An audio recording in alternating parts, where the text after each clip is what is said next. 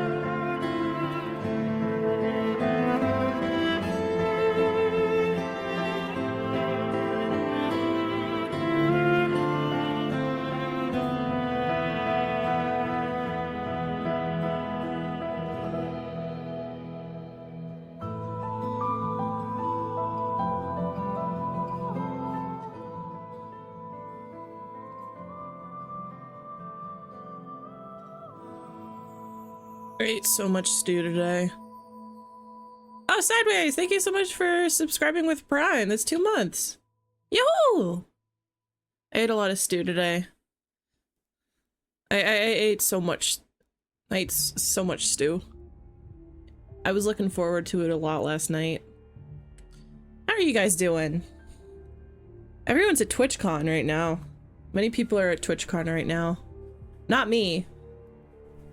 I'm at not TwitchCon. I'm at my own con. I'm at the con in my house. What is this music? I thought this was chill music. This is not chill music. Hello, everybody. Hello. It's like, who do I watch? Everybody's gone. That's why I'm streaming today, because I had that thought that like, oh, everybody's gonna be gone. Everybody's gonna be at TwitchCon. Nobody's gonna be streaming. That's why you stream on today. That's why we stream today. You know? Gotta strike while the iron's hot. I'll probably stream tomorrow, honestly. Ooh, like, am I following you yet? I'm not. Hang on. There you go. Yeah, I'll probably drop by. Yeah, we're gonna play more Ace Attorney today. We're gonna just chill and hang out, and we're gonna solve some voidas. Let's switch to the game. Where's the game? That is not the game. Oh my god. Hang on. Studio mode. Turn off window capture. I do not want that showing up. Turn off studio mode. There we go. Okay, let me turn the game back up. There we go. All right. Okie dokie. One moment.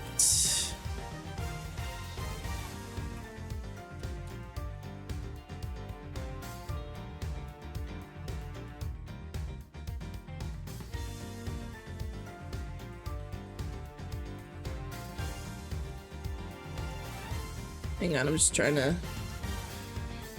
Here we go.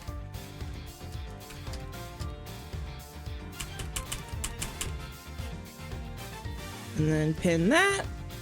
And then manually unpin during the stream. There we go. Okay. Now we're ready to get started. I'm very excited. I was very excited to see Kay again. Let me adjust my mic a little bit.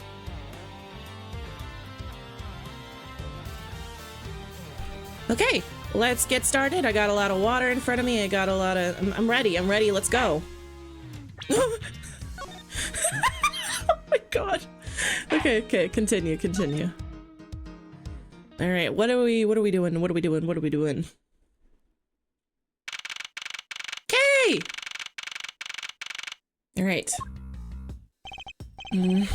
Chased out like a pair of peasants. Mr. Edgeworth. Yes, Kay? There's something even thieves should never steal. Do you know what that is? You really shouldn't steal anything, however. I'll bite. What shouldn't a thief steal?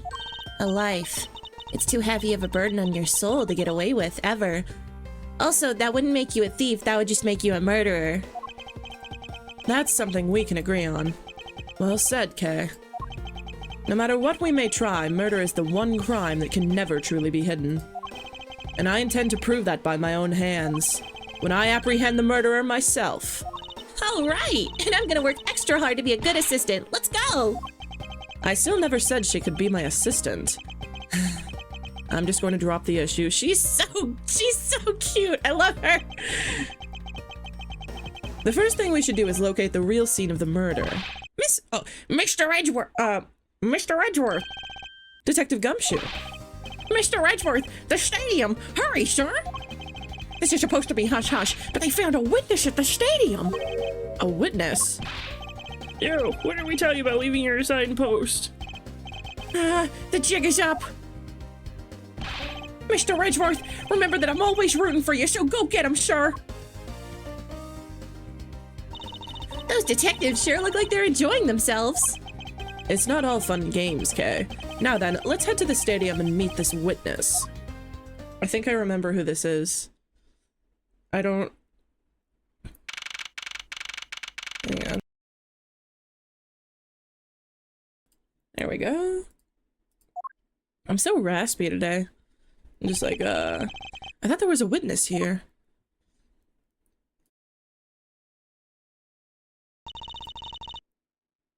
Yeah, I don't see anyone. Mr. Edge... Oh, it's Emma! Emma! Long time no see. You are Miss Emma Sky, correct? Yes, Emma! This girl is the younger sister of my former superior, Lana Sky. 2 years ago, we stood in the same courtroom together as witness and prosecutor. But I thought she had gone to Europe to study forensics. I can't believe you remember me, Mr. Edgeworth. Of course I do. How have you been? You look to be in good spirits. Are you still studying abroad? You bet. More than anything, I want to investigate crime scenes scientifically. I've been studying non-stop every day to become a top-notch forensic scientist. But it's spring break now, so I thought I'd come back for a bit. I see.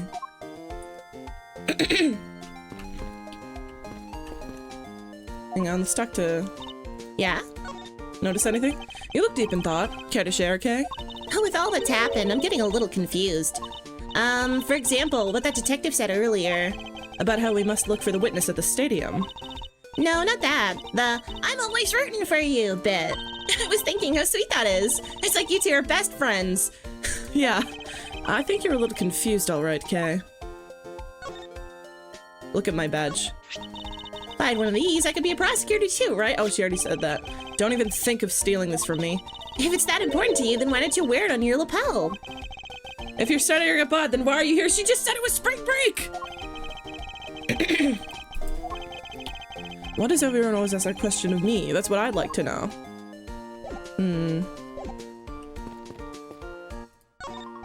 I assume this is another Badger mobile. Yeah, but it's a different color than the Blue Badger's car. Yes, this is the retina-searing pink model. I guess it is a little darker. In the original version, I remember distinctly that his suit was the exact same color as it. Let's see. Troop Grimarie! Where are you going, Mr. Edgeworth? We have to find the witness before that mean old werewolf does. You're right. The witness is supposed to be here in this stadium, but where? I almost didn't recognize you. You've really grown in these past few years. Please don't tease me, Mr. Edgeworth. I know I still have a long way to go, but I'm going to be a super forensic scientist someday. You'll see. You seem to know Mr. Edgeworth really well. Are you two acquaintances? Oh, I forgot to introduce myself. I'm Emma Skye. Nice to meet you. Hi, Greggy. I'm studying abroad now to be a forensic scientist. How about you? Wow, that's a great dream. My name's Kay Faraday, and I'm training to become an unstoppable great thief. Great thief? She's so cute! Don't think too hard on it, Emma. It's not worth the trouble. In any case, we have much to catch up on. You bet we do. Look at my badge. Look at my badge. This is the symbol of a prosecutor, right? But I don't think I've ever seen you wear it, though. Well, I'm not as enthusiastic about wearing it as you are with your pin badges. I know, right? I mean, I really wanted to put even more on today, actually. Oh, hey, I like yours, Kay. Do you have any extras? Sorry, but there's only one of these in the world, and it's proof that I'm a great thief. Aw, cute. Let's talk. So, why are you here, Emma? Well, I just happened to come back home for spring break. And then I heard you'd come back too, so I raced on over here. I really wanted to welcome you back at the airport, but I just missed you. And how exactly did you know I was here? Through the power of science, naturally. Never underestimate what science can do for you. What? She's got like a DS. I use these to track your footprints, and I followed them straight to you. What? This set is the greatest. It's so wonderfully scientific. You spray this chemical on the ground, and when you shine the special light on it, zing! The footprints light up like an electric noble gas in a glass tube. The power of a DS can do anything. It's almost like magic, scientifically speaking. Forensic science has never seemed more ominous to me than at this very moment. Emma, I'd like to ask you about what you witnessed. Huh? What are you talking about? Are you not the witness Detective Gumshoe told us about? Well, I did get a call from Detective Gumshoe earlier. He was practically yelling at me. Mr. Edgeworth needs your scientific doohickeys right now, pal, he said. What was that man thinking? Or rather, not thinking. So, let me guess, there's been a murder, right? Yes, unfortunately. There's a sudden glint in her eyes. But I need to keep my mind focused on the witness. Now, where did that person go? What's that off in the distance?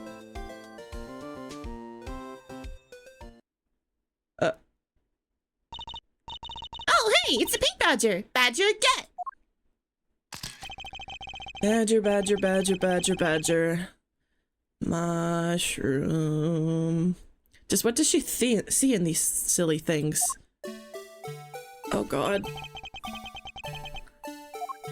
I think this badger has something to say to you, Mr. Edgeworth. Are you by chance the witness I've been searching for? Sorry, but I don't speak badger dance.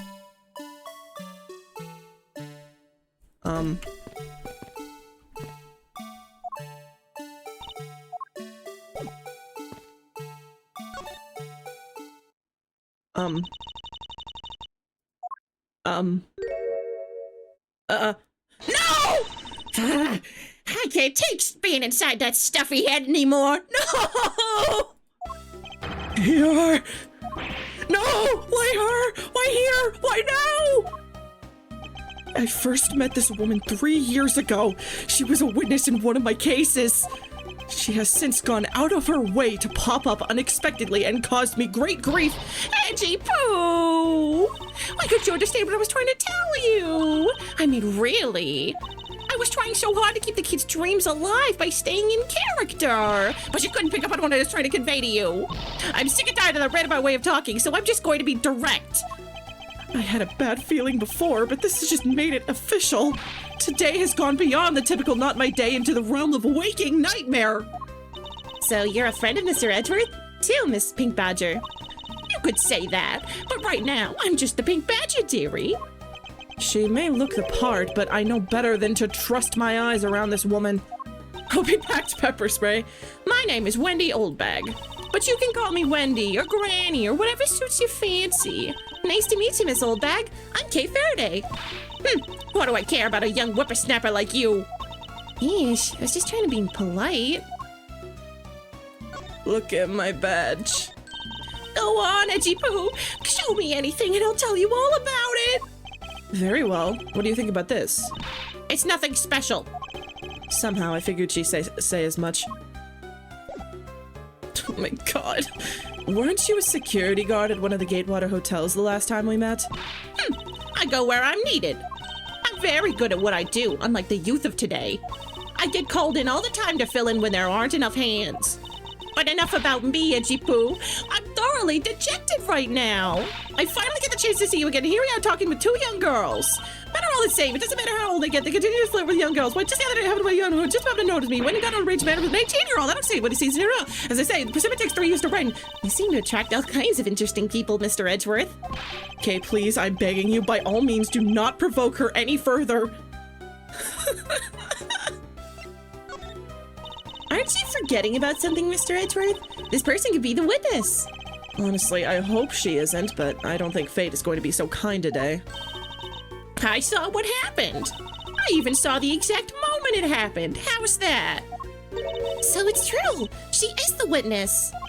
I don't suppose I can afford to ignore the old bag. Yes, it was just a little while ago. I saw it happen right in front of me. The moment of the murder. You mean to say that you witnessed someone being killed right before your eyes? Sounds like a pretty important piece of testimony to me. God. What old bag witnessed? I came to the stadium to take a short break. As I was resting, I happened to glance over and I saw two men facing each other in this area. Suddenly, there was a loud gunshot, and the person who was shot fell to the ground. It was a very terrifying experience, let me tell you. It looks like we hit the jackpot, huh, Mr. Edgeworth? Yes, I can't afford to ignore what she has to say. Unfortunately. What's that unfortunately you tacked on the end supposed to mean, Edgy Poo? Well, anyway, let's see what we can find out from this little old lady. Alright. I came to the stadium to take a short break. Let's see. You mean you took a break from being the Pink Badger? Hi, Lord Bloxton. Also, hi, Monarch. I forgot to say hello. You may not think it, but it's hard work keeping kids' dreams alive. You smell of sweat, your hip creaks with pain. It's Wendy Oldbag. Also, hi, Maru. Your hip creaks with pain, but you can't even dream about work. That's the kind of story that would scar a child for life, you know. Well, that's why I chose to come take my break here, whippersnapper. I don't plan on playing the part of the dead badger in front of a bunch of kids. So what did you see while you, the pink badger, were resting? Oh, yes, that. Wow. As I was resting, I happened to glance over and I saw two men facing each other in an area. Hold it! You saw two men. Can you describe them for me? They looked like your average Joes, completely uninteresting and not worth fawning over. I'm telling you, they were so boring that I don't even remember much beyond that. But did they have any special features? Anything you can recall would be very helpful. Oh my, don't tell me you're jealous of those two men. Hey, she's right. You do seem pretty worked up over them, Mr. Edgeworth. I'm not worked up over anyone, and I'm not jealous. It's all right, Edgy Poo. Those two were just foals compared to a stallion like you. I thought so little of them that I lost interest the instant I laid eyes on them. Okay, suddenly there was a loud gunshot and the person who was shot fell to the ground. Who fell? You're claiming to have seen the exact moment in which the murder took place. Absolutely! The gun made a terrible racket when it was fired. You didn't try to go help the person that got shot? I'm only one person, you smart alecky brat! What could I have done? But I took off as soon as I could to find someone who could help. Two men, one bullet. It's all consistent with what we found out from the body. Sadly, there wasn't exactly a lot of new information to go on in your testimony. Well, if I saw the guy again, I'm sure I could identify him for you. I mean, how do you expect me to remember anything without something to jog my memory? Self-centered, aren't we? Well, it was somewhat useful. Her testimony also presents us with a new problem. Mr. Edgeworth! Yes? So, about this new problem. What is that giant grin on your face for? Do you want me to show you something really nice? No, thank you. Don't be so mean! I swear, it's something you're going to like. What is that gadget you're holding? It's a BlackBerry. What you see before you is the secret weapon of a great thief, a BlackBerry. Ah, I should have known it would be worthless. Aw, don't be like that. What do you think now? It's a really fancy BlackBerry. What is it doing? It's projecting something into the air. It's hurting my eyes. It's a great bludgeoning weapon. I'm gonna input the necessary information to run the simulation now. Once I'm done, I'll increase the size of the projection to its maximum size. Dark skies of evening, when no other bird dares take wing, one alone remains all-seeing. Now witness the true power of a real, modern-day Robin Hood! Hell yeah. What is this? It's just like AI the Somnium Files. You've played AI the Somnium Files, right, Mr. Edgeworth? This is a recreation of the murder based on the info I inputted into the Little Thief. Little Thief? I dare say I think you're taking the Robin Hood thing a bit too far. Little Thief is actually meant to be a simulator for me to plan my thefts. But I suppose if I used it like this... Let's see. Miss Oldbag said that the two men were facing each other. And then a gunshot rang out and the victim fell to the ground.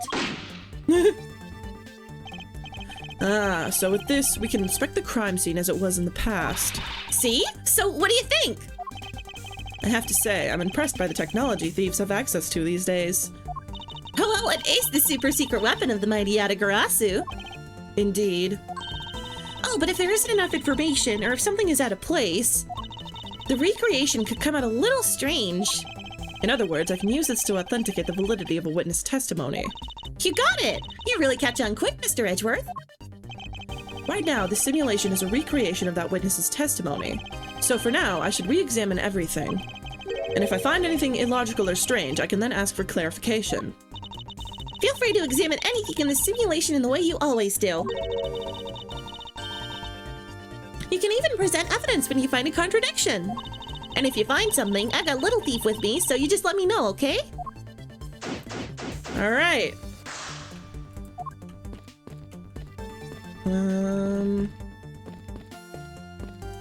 Let's see. It's the silhouette of the killer with his gun at the ready. Okay, is it not possible to recreate the face of the killer?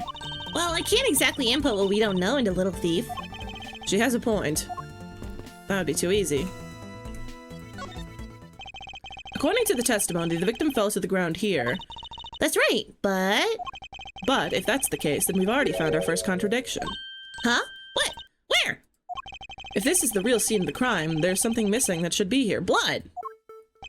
Which piece of evidence shows the missing item?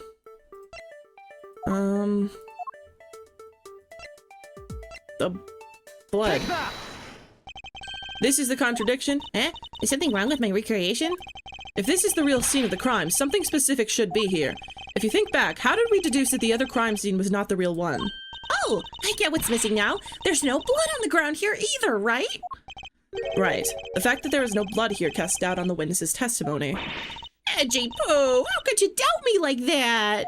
Are you calling me a liar? I know what I saw, and I saw the victim get shot down. You know, I don't think she's lying, Mr. Edgeworth. To be honest, I can't think of a reason why she would lie to me. In that case, maybe there was another explanation for the distinct lack of blood?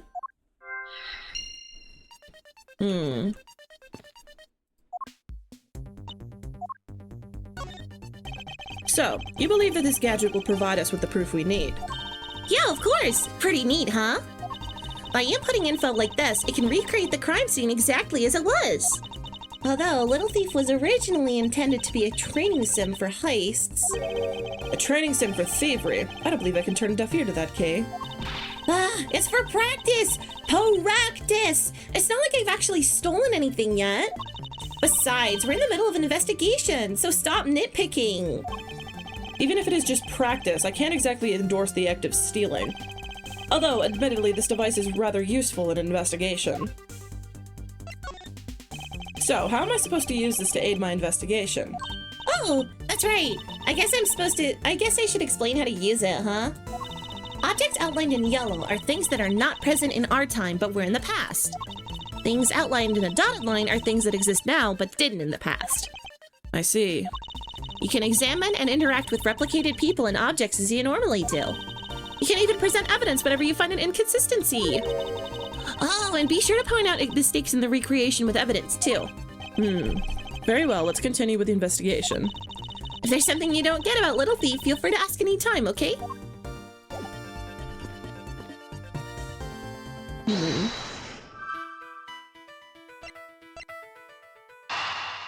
Was the victim in a costume? Ooh, wait! Yeah! Isn't it possible the victim was wearing a costume? So you really think that Mr. Deacon was one of the kidnappers? I think we can reasonably assume that there is a very good chance that he was. And that if he was shot while he was inside one of these stolen costumes. Then, Mr. Deacon's blood would be inside the costume instead of on the ground! Precisely. Now, if only we could prove that the victim was wearing a costume. You'd think it'd be pretty easy if we could find some footprints. But the problem is finding them since there doesn't seem to be any around. Footprints, huh? I wonder how we can go about finding some of those. Emma! This is amazing! Just feel the power of science! Emma, about that method you were talking about for finding footprints.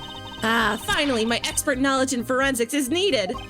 Yes, well, can you detect and trace even partial footprints? Leave it to me! My cutting-edge detection kit can find anything. I don't think that exists in real life. Very well. If you could please analyze the footprints in this area. Okay, stand back now and witness the power of science at work!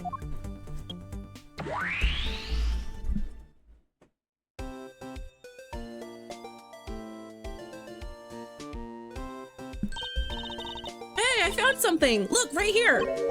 I don't see anything. Oh, that's right. Here, put these special glasses on, Mr. Edgeworth. These footprints here were definitely left by a badger costume. Judging by the way the prints are layered, those seem to be the newest.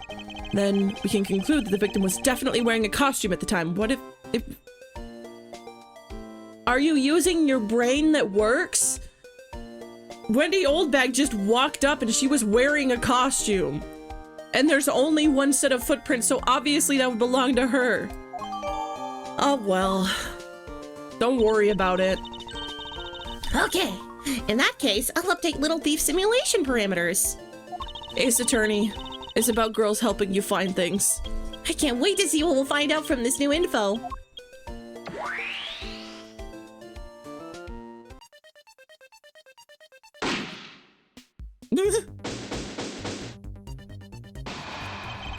so the victim was wearing a costume when he died. And with that, we should be one step closer to the truth, right? I see the recreation has changed in accordance with the new information. We may be closer, but now something else has caught my attention.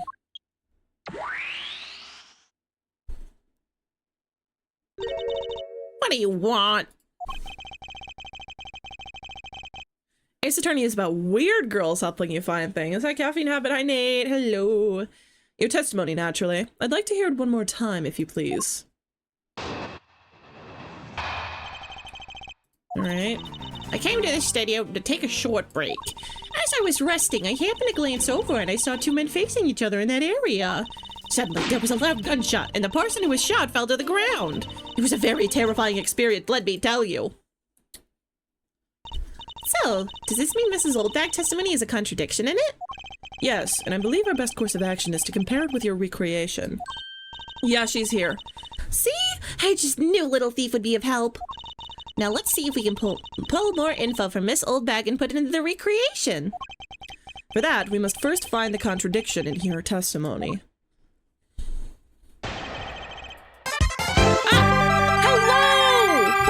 Thank you so much for reading in. Hello there. Hey, let me give you a shout out. Hello there.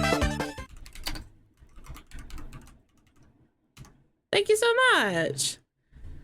Thanks for reading in. How was your stream? What were you guys doing? Yippee! Ricky Pond, best not pond. Hell yeah. Yeah, you got low poly Ricky here. Yeah.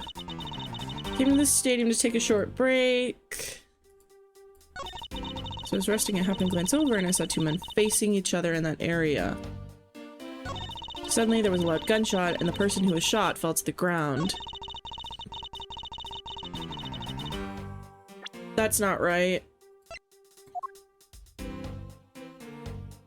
How would you know? Oh wait, no. Objection! How would you know if he was a man, if he was wearing a costume? Yeah, how am I doing today? I'm doing great. I'm just like playing, well, everyone's at TwitchCon right now, so we're just playing some Ace Attorney. Or just continuing. Two men. How did you know that the gender of the two people involved? I had a lot of stew today, so I'm doing pretty good. Seeing as how the victim was wearing a costume at that time. Ah. Furthermore, I have another matter I'd like to inquire about. I'd very much like to know why you failed to mention the costume in your testimony. I'm beginning to doubt if you really witnessed the murder at all. I'm telling you, I really did see it. I saw it with my very own eyes. From a seat in the second tier. The second tier. Hey, didn't you say you saw it right in front of you earlier? That was, you know, I was using the phrase in the metaphorical sense. I see our witness still has a screw loose in the metaphorical sense. The cushy seats in the second tier reserved for hotshot VIPs, which is exactly why I go there now and again to take a nap. I can't see how you could have gotten a good look from there. I almost forgot about TwitchCon, probably because it's all the way on the West Coast. I was already doing some traveling earlier, like last week, so I haven't been able to do any more, because, like, yeah. But I know a lot of people who are at TwitchCon right now. Did Veg make it to TwitchCon, guys, or did he die from, like, getting 2 hours of sleep because he took ADHD medication instead of sleep meds? Were you able to see even the victim's costume from way up there? He made it, Min found him? Okay. Oh yeah. Well, I know I saw two people, but I couldn't really see what they looked like because they were in the stage's shadow. I just know we're gonna have at least like minimum 5 new stories when he gets back. My eyesight isn't what it used to be, you know. Not like when I was young. People used to, oh my god, I'm 100% still work at the jail, so there's a flash to him, but not that easy. I was a careful girl with a judgmental eye. Blah, blah, blah, blah. Let's return to our investigation, shall we, Kay? You got it! I didn't even know there was a TwitchCon, to be honest. This is the first I'm hearing about it. I forgot that they kept doing it. If I'm being honest. Ah, shit. Okay. I'm gonna be lurking now. Have a good one. And enjoy investigations. Yeah, thanks so much for raiding in. Have a good rest of your day. Between Jojo, Min, and everyone else, he should be pretty much fine. You don't know what he could get himself into. This is amazing. Just feel the power of science. Thanks to you, I'm able to proceed with my investigation once again. My Ace Attorney investigation. Thank you. Ha, it was nothing. I'm just glad that science and I could be of service. Pretty amazing how we could see the footprints. So what's the secret behind that thing? Oh, you want to know? Here, you can read the manual. Aha, very interesting. So if I do this, I can avoid leaving footprints. She can't seriously be trying to use the information to her advantage as a thief. Wait.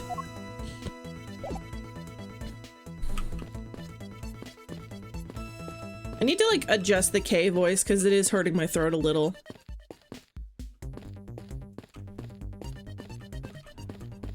Yeah, let's see. Yeah, Emma's here! The scrum blow! Maybe if I swapped K's voice with Emma's. Hang on.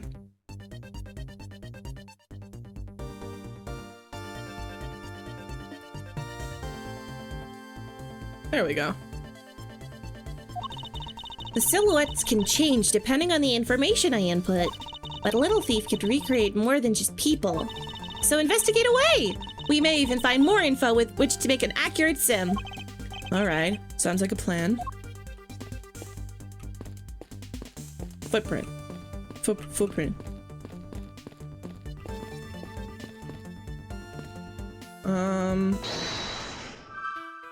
Nothing. Oh, wait! It looks like they broke the stage down. I guess this means they're done for the day. Or maybe it's because a different show is scheduled to start its run tomorrow. Look, Trip Gromarier! Alright. Rise from the ashes mentioned. If that woman's testimony is to be believed, the murder occurred before the stage was broken down. Do you want me to input that bit of info into Little Thief? Yes, if you please. Okay!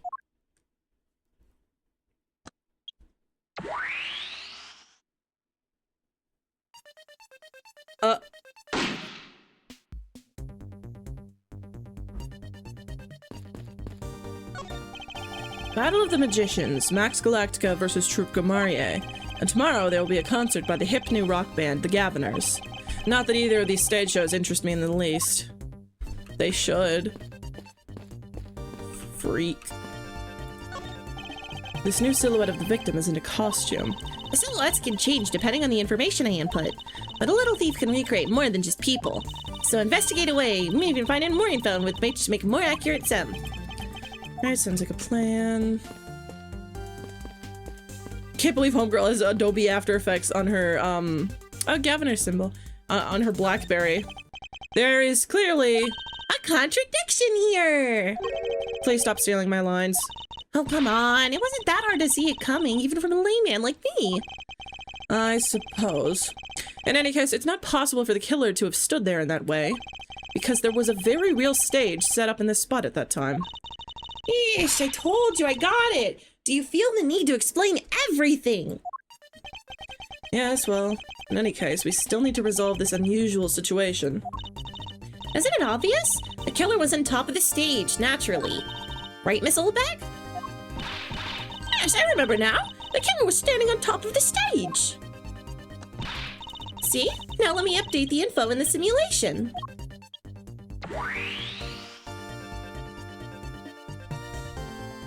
There we go.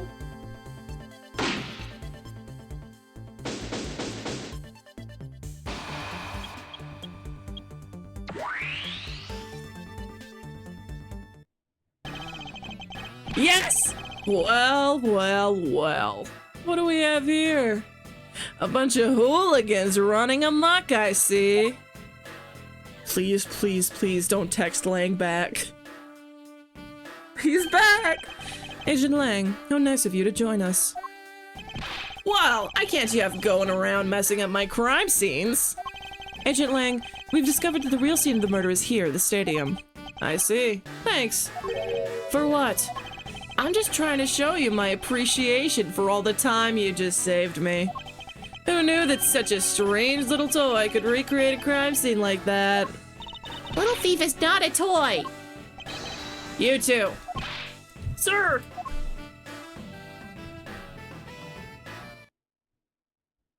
That was fast. Oh, what?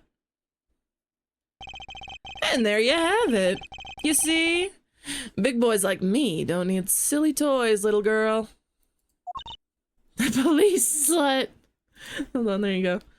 Ah. Now this is a recreation. So what? Do you still intend to assert that Officer Meekins is the killer? Of course! Even knowing that the crime scene took place here doesn't let him off the hook. God, his eyeliner is so sharp. This is the real scene of the crime. Officer Meekins lay in wait for the victim on top of the stage. And when the victim finally showed, he shot him from on high. That's the truth your little recreation showed. How far will you go to accuse Officer Meekins of the crime? He's the most likely suspect we've got, especially given the situation with his gun. Well, even if he is the killer, at least my recreation was on the mark. You see? Thank you for understanding, my little crow girl. I'm not some common crow. I'm the Yatagarasu, the Raven of Legend. Unfortunately, your conclusion has yet to be tested, so let's see how well it holds up. This man feels like he would get surgery for the elf ears. He would. This is the real scene of the crime. Hold it! Looks like we found the real crime scene first. Ha! Brag all you want, but we don't have all that free time, unlike the two of you. You know what you remind me of? A dog licking his wounds as he whimpers home. Well, I guess I should be thankful for all the time you saved me. Jeje. That's how we say thanks in my country. You're welcome. I hope he realizes we didn't do all this for him. But I'm here now, so I'll be taking over. As I was saying, this is where the crime took place.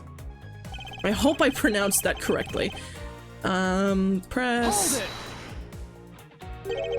Lying in wait. How did Officer Meekins even know that the victim was going to come here? Simple. He was investigating the kidnappers, right? And while he was doing so, he came to understand the victim, Mr. Deacon's movements. Objection! Ha! And why would the good officer want to ambush and kill a kidnapper? You mean his motive? Who knows, and who cares? You can find that out for yourself when you talk to him in jail. Huh. You have no respect for the order of law. Don't get me wrong, but I need more than "there's no motive" to convince me otherwise. He's right. The lack of a motive is rather weak, or was a rather weak argument by itself. So, the officer lay in wait on top of the stage. Is he so cunty? Hold it! So, you agree with how our recreation turned out? Like I said, I'm grateful that you were able to save me some time. Alright, but we still don't know why he chose to wait on top of the stage. Who cares? Maybe he wanted to become the Blue Badger. Who's to say he didn't see the stage and decided to put on a Badger stage show of his own? Or maybe there's a completely different reason. What does it matter? It still doesn't change the fact that Officer Meekins stood up on that stage and shot the victim on the ground below. That's the truth your little recreation showed. Hold it! I just want to see the dialogue. So you honestly believe that what you're saying is what really occurred? Hey, you're the ones who came up with this scenario. Are you saying you doubt yourselves? Touché. Unfortunately, Angel Lang's conclusions do not contradict with our recreation. Then does that mean it all went down just as he says? No, not quite. I really like how they kind of mirror each other. I wonder if what we had recreated earlier was the whole truth. They look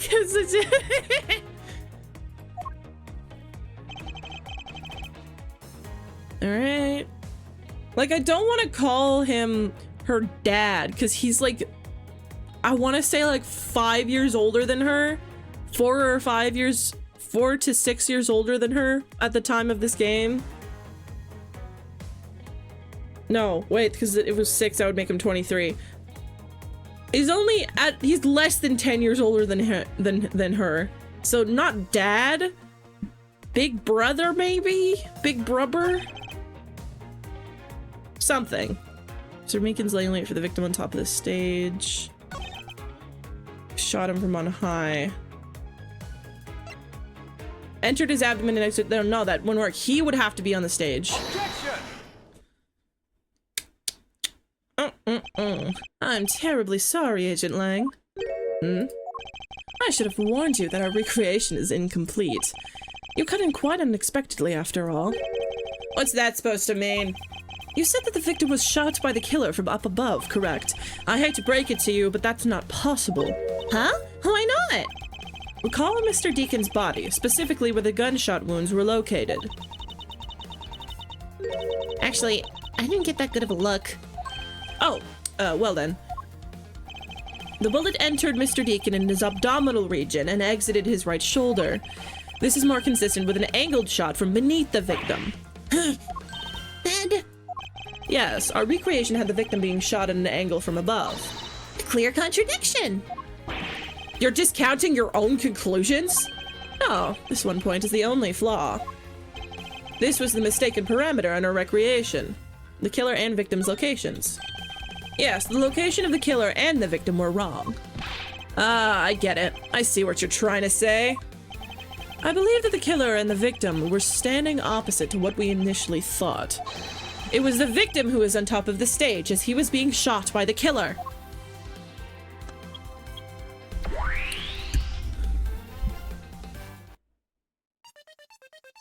Fascinating.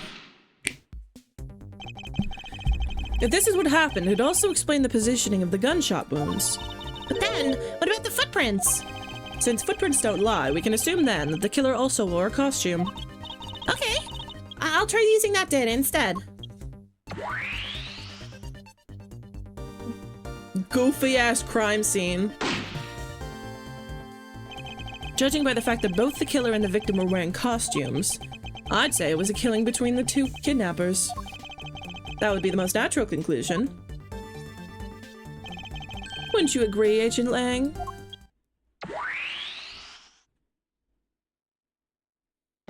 Huh. Well done, Mr. Prosecutor. But that alone doesn't clear Officer Meekins of the crime. Another bit of proof. I do like how he kind of almost looks like Phoenix in a way, you know? Like, he's got the same kind of hair. Like, it's parallels. It's parallels. I ask that you take another good look at the tire marks over there. The 3 marks are indicative of the Blue Badger mobile. That story Officer Meekins told about that shop on wheels getting stolen is just a lie. He drove the Blue Badger mobile here and committed the murder. And he used the car to move the body to the garage into the Wild Wild West area. I would tune back into this man with him chesticles out and about. You believe he moved the body with the car? That's right. It was Officer Meekins himself who pointed us to the way he did it. The 3 tired tread marks are very telling, however. Is the Blue Badger mobile the only thing capable of creating such a pattern? No, there's more than one. I see you take another good look at the tire marks over there. 3 marks are indicative of the Blue Badger mobile. Hold it! Tire marks? Yes, the tire marks, the ones there behind the stage. They were hidden up until now by the various pieces of stage equipment. As for when they were made, they must have been made after the ring had begun to fall, correct? Yeah, and probably around the same time as when the killer's footprints were made. The tires on that Blue Badger mobile probably got pretty muddy because of that. I'd say it's the Blue Badger mobile because, well, that's pretty obvious too. 3 marks are indicative of the Blue Badger mobile. No.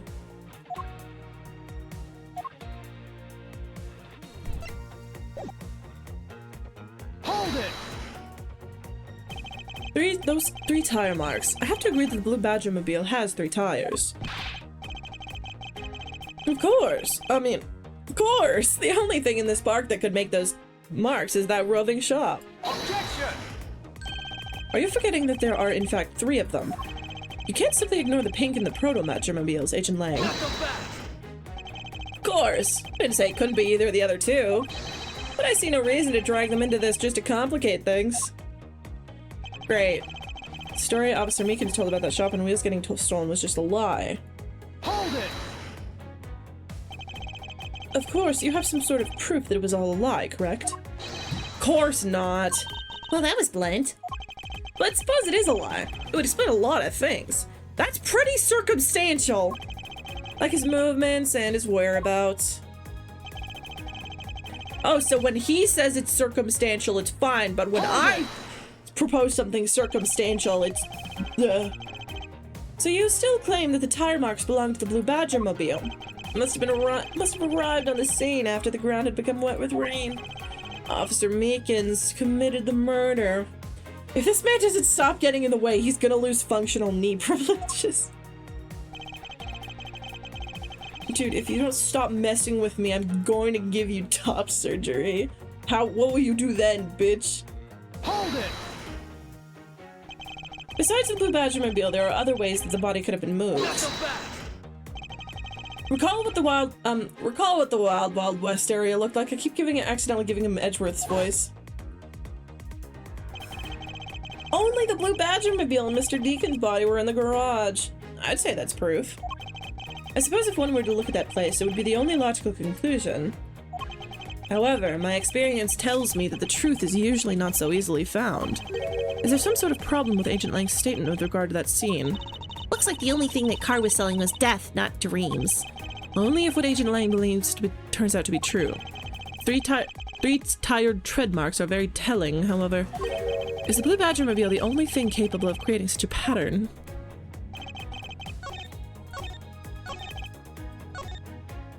Use the car to move the body to the garage in the Wild West area.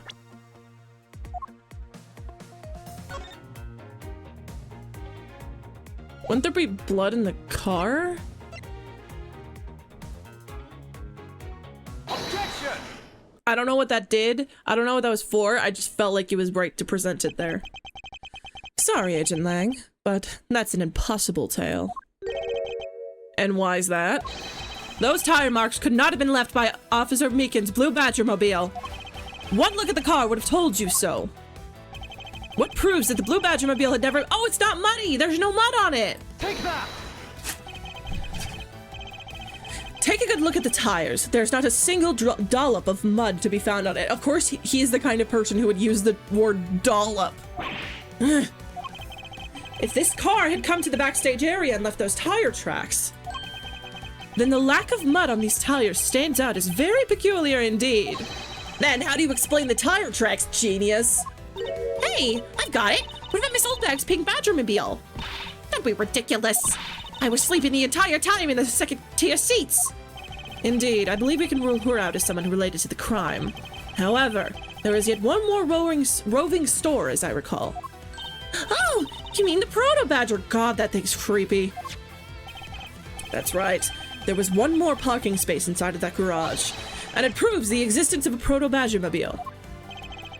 Agent Lang, I suggest you find this Proto-Badger mobile post-haste. There must still be some sort of incriminating evidence in it.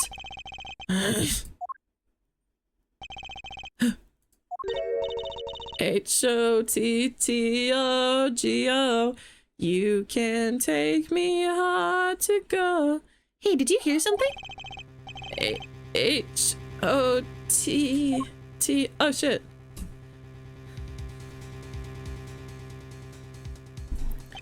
Help me. Oh shit. Are you alright? Well, this is something. Looks like we found our kidnapping victim. Where were you all this time? Wild West with kidnappers. He was in the room next to the one I was held in? Ran away using underground and got lost. The kidnappers.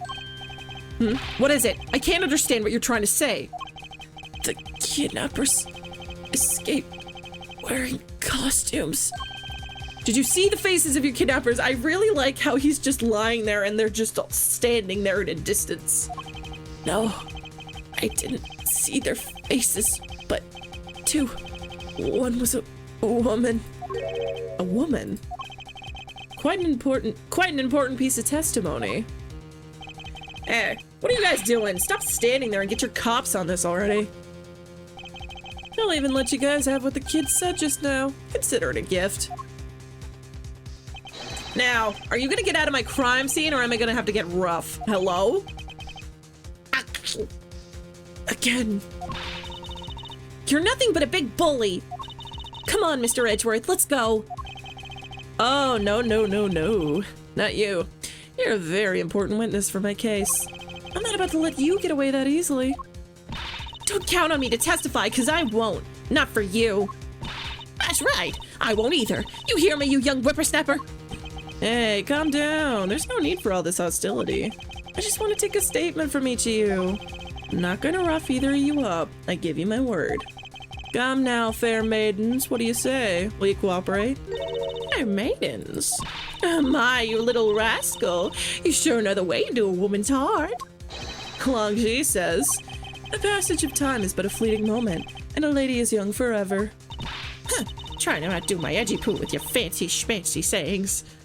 Bro, why is Edgeworth's latest homoerotic wire while hanging out with 2B's cousin? What? Oh, you mean Sheena? Let's get this over with. So we're clear, I'm only interested in giving you my statement. Sure. Just as soon as Mr. Prosecutor leaves us be. Mr. Edgeworth!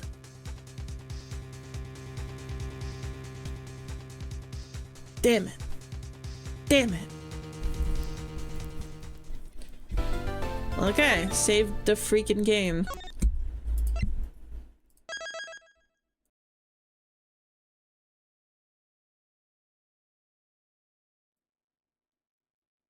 Regrouping with Ernest Amano, I see.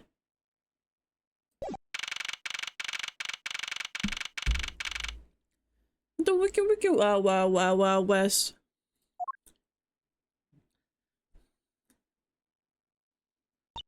Looks like we got the boot again.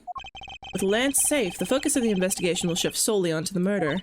You mean the infighting between the kidnappers? Yes, and also the identity of the remaining kidnapper. Miles, my boy! Tell me it's true! Tell me you've really found my boy! Yes, Mr. Romano. We found him earlier in the stadium. And my little Lance is unhurt? He's not exactly the picture of perfect health, but his life is not in danger. He's being questioned right now by Agent Lang. Poor Lance! It must have been so horrible for him! Locked up like a... Damn. That sucks. Yeah? What is it, Kay? You look like you've stumbled upon something. I'm kind of confused by all the different events going on. First, there's the kidnapping, and then the co-conspirators of that end up in a murder. And Miss Oldbag saw the crucial moment, but you and Miss Oldbag are kinda... We do not need to investigate further into that last statement. Disregarding the fact of who it came from, the witness's testimony was a mess. However, it did shed some light on the truth behind this case. Why has this lady got a ring pop on? She's just like some candy. Well, let's keep investigating and see what other types of people we run into, shall we? Hell yeah.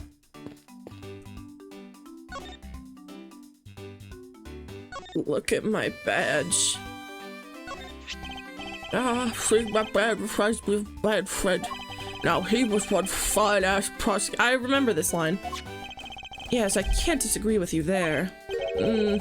I said you don't really want to talk about him. Why is he like blurrier than him?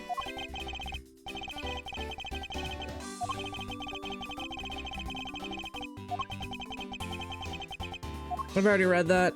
Oh wait. What do you think of this? This was found in the body of your butler, Oliver.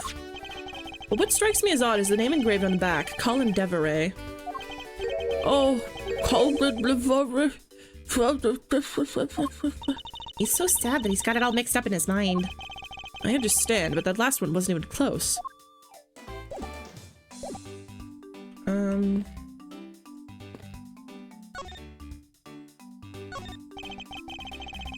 My boy, I can't thank you enough. It was nothing. I'm still in shock over what happened to Oliver. I have to say I believe that Lance is all right. Oh, that's right. I mustn't forget to pass this on to Lance as soon as the police are finished with him. A letter. Ah, the way Lance is being chased after my woman reminds me of someone I know. I almost can't believe he received yet another love letter, you know. Here, take a look for yourself. Isn't this a breach of confidentiality? My dear Lance Amano, may I come see you again, your beloved Viola. The tender lone. Wait. Oh, right. Viola. Oh, it's that bitch. Oh, it's that bitch. I forgot about these guys. It's a very simple love letter. Oh, hey, let me see. That's really weird. It's from the loan company, Tender Lender. Looks more like a collection bill to me. Yeah, this is not a love letter. This is a threat. Hello. Hello, Lauren. Please look at my badge. Do you know what this is? It's a prosecutor's badge. I'm not a bad person, and I'm not out to seduce you. Come now, won't you talk? No, you're showing that to me to lord over me with how much authority you have. Oh, I will not be bullied. You should be ashamed of yourself, you evil man. How should I repent in order for this woman to talk to me? He loves me. He loves me not. He loves me. He loves me not. Oh, it's the 12th one. No, you can't give up, Lauren. Just one more try. Excuse me, but I can't help but feel a bit sorry for all the flowers you've gone through. I suppose if they were me, then... I believe that you said that you are Lance's girlfriend when we first met, correct? Yes, I am, but... Oh, it's not like we both think of each other as lovers. But he did give me this ring, so I guess we're not just friends either. I mean, because this isn't just any ordinary ring. It tastes so sweet when you lick it. It's so wonderful. You mean to tell me that he gave you a lollipop ring? So which is it? Have you guys not decided if you're going out, or is it just one-sided? Decided? Shouldn't the parties involved just naturally just know? I would know. I would know. That man. My father used to work for Mr. Amano. And so, Lance and I grew up together. I said it out loud! I don't see how that's anything to be embarrassed about. So your father was an employee of the Amano Group. What did he do? I heard that his job was to fly around the world. On Pegasus. Pegasus? Oh, Pegasus was the name of the airplane. The airplane belonged to the company. You had me there for a second. I know. It's all changed. My father isn't around anymore. Oh, I see. But 10 years ago, he ran in Pegasus off to somewhere and never returned. Riding Pegasus to whereabouts unknown. Sounds like the stuff legends are made of. It's been so long. I don't think I'd recognize him if we were to ever meet again. I'm so sorry, Lauren. But I won't give in to the sadness. I have to live. Yes, Lauren, live! About this incident. Incident? But isn't the kidnapping already over and dealt with? I've been here the whole time, so I'm afraid I don't know much about any other incident. How did you come to know that Lance had been kidnapped? Oh, that's because of my woman's intuition. You based everything on that? 10 years in Pegasus made you fucking deadbeat. I know everything when it comes to my Lance. It's really strange. It really must be destiny. Blush. She started fantasizing again. So what are you gonna do now, Mr. Edgeworth? We've already established that there's a good chance that the killer is the other kidnapper. It's my duty to figure out who this other person is. I believe that there is one location that might hold a clue or two. Kidnapper's hideout. The obvious location is the kidnapper's hideout. But we're still not allowed in, remember? Legend Lang and his men should be done with this area. In that case, there was no harm in asking that officer over there to let us in.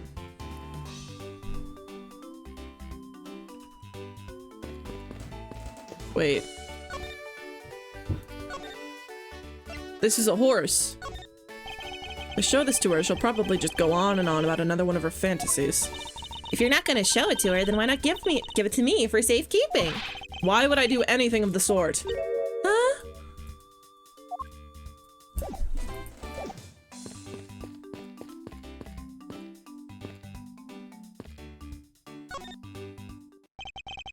What do you have to report? Nothing unusual or out of the ordinary, sir. Huh? Where have I heard such redundancy before? Is it possible for you to let us take a look around inside? Sir, Roger, sir. That was surprisingly hassle-free. Are you certain? Didn't Agent Lang order you not to allow me in? Sir, that's true, sir, but Detective Gumshoe asked me personally to let you in, sir. I couldn't refuse a request from him. Wow, looks like Detective Gumshoe has a following. Furthermore, I was asked to give this document to you, sir. What is this?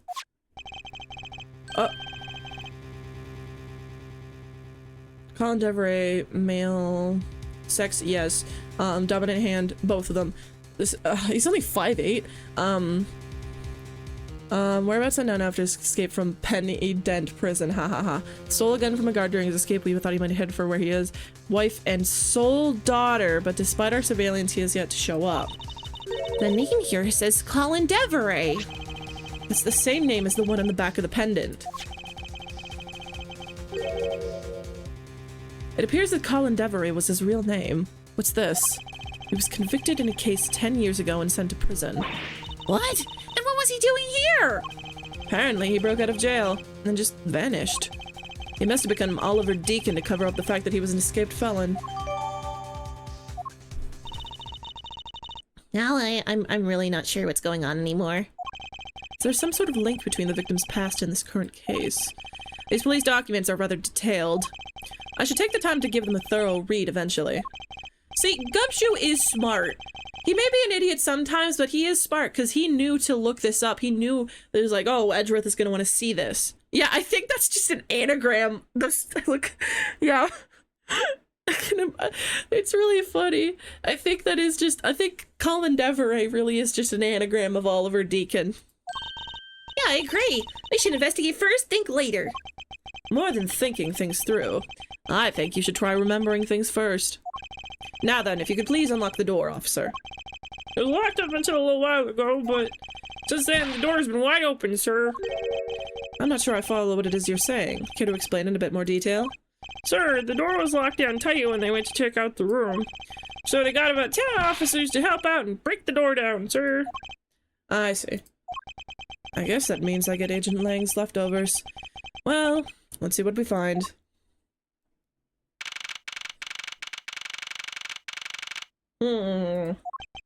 So this is where the kidnappers planned their foul deed. Well, you were tied up for a while in the room next door. Okay, please, must you bring that up again? Now then, down to business. There still might be some clues left in this room. Let's try to find out what we can about the other kidnapper's identity. Alright. Let's see. Hey, there's a trapdoor in this room too. It's not a trapdoor, it's an entrance to an underground passage, Kay. I know that. The door leading to the outside world was locked, so Lance must have escaped his prison through here. Interesting. Chair. Unused folding chairs leaning against the wall in their folded state. Wow, whoever lined these up did it perfectly. They're not even a single hair off. I'd feel bad using these because it'd be like stealing the perfection away. These are not. It's literally not. I suspect it's more like you wouldn't want to be the one to put them away. It's like not lined up at all. Watch out, Mr. Edgeworth! It's a broken mirror. Probably came from the haunted house. Why is this here? They're planning to repair it. A sign advertising the photo rally, something I have absolutely no interest in. Yeah, but I do, and I'm gonna get my hands on the rest of the Badger family. You'll see. She definitely brings a decidedly different atmosphere to a criminal investigation. Look at her go! Look at her go! She's so happy! Let's see. Oh, what's that? What have we here? Looks like a sword. Broken sword. Strange. Why would it be broken like that? Swords don't usually break on their own. That's true. Alright then, let's think about it in this way. Maybe it broke when someone was trying to use it for or on something. I Hypotheticals aren't going to get us anywhere. Perhaps we should think more on this later. Inch string.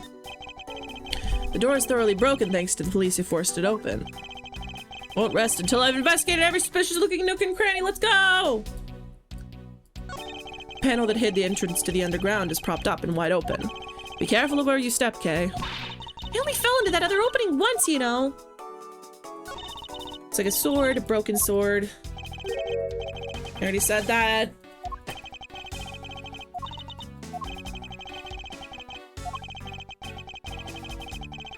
Oh.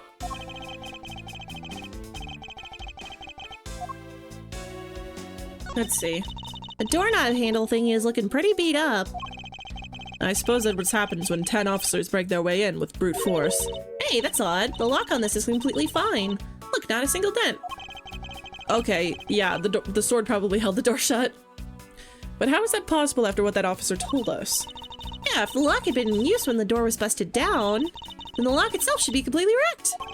So the lock on the door leading to the outside is undamaged. How could that be? It was the sword. They used the sword. Ooh, they have barrels just like this just outside. Yes, and? Well, I know I already asked you when we were out there, but these are real. What would you put in them? There's an unexpected gleam in her eye that I'm about to dash.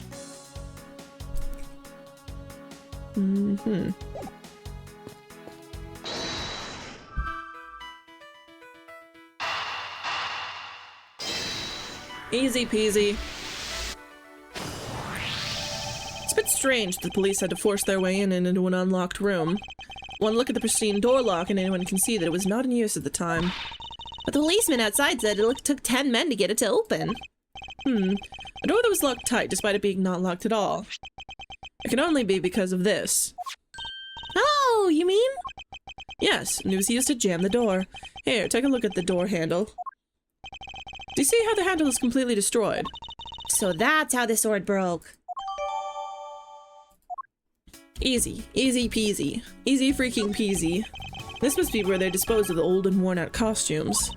That's so sad. It's sadder because you know that okay, did you know that when most of the time with most mascot costumes, did you know that when they need to be disposed of, they have to set them on fire?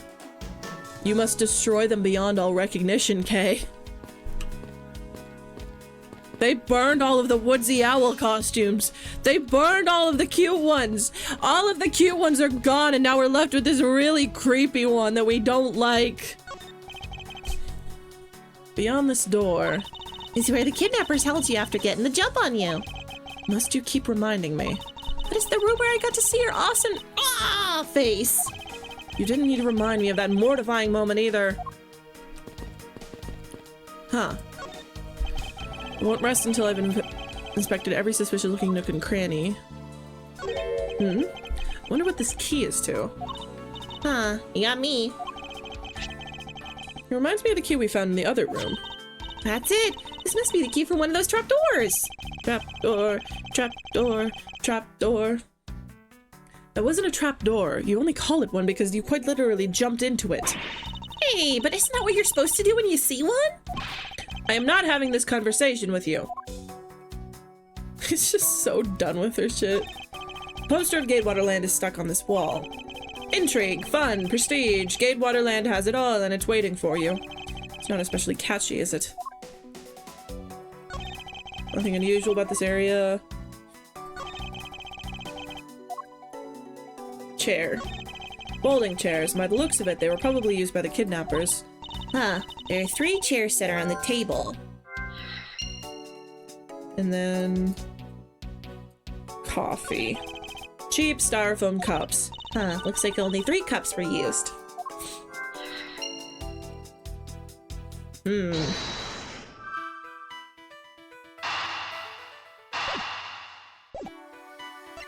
Three. So there were 3 kidnappers. The common denominator between the cups and the folding chairs is the number 3. Speaking of which, the number of missing costumes is also 3. Wait, but I thought there were only 2 kidnappers. Indeed. Something isn't adding up. Literally. Is it possible that there is a third kidnapper that Lance didn't see? I thought that we might uncover the true identity of the kidnappers, but instead we've only uncovered more questions that need to be answered. Ah! Oh my god! Ah! What is it? Oh, whoa! Mr. Edgeworth, am I correct? But what are you doing suddenly popping out of the secret entrance like that? That really startled me. This is one of our parents used by staff members, so our parents also make use of it in our duties. Look, why don't you get out of there first and then we'll talk, okay? I beg your pardon, miss. Good lord. Faraday Badger, get! Alright, only one more to go! What are you getting all excited about? Did you forget? The photo rally, duh! See, look, now all I have to do is get a picture of the Bad Badger and I'm done! Ah, yes. I vaguely recall a contest or something of that sort. Let's go! Where did I go? Huh? What happened? What's wrong? The Bad Badger costume is missing, sir. Oh, is that all? Well, it's missing because the kidnapper stole it. I heard about how they were stolen, but they said that only 3 of the costumes have been taken. What?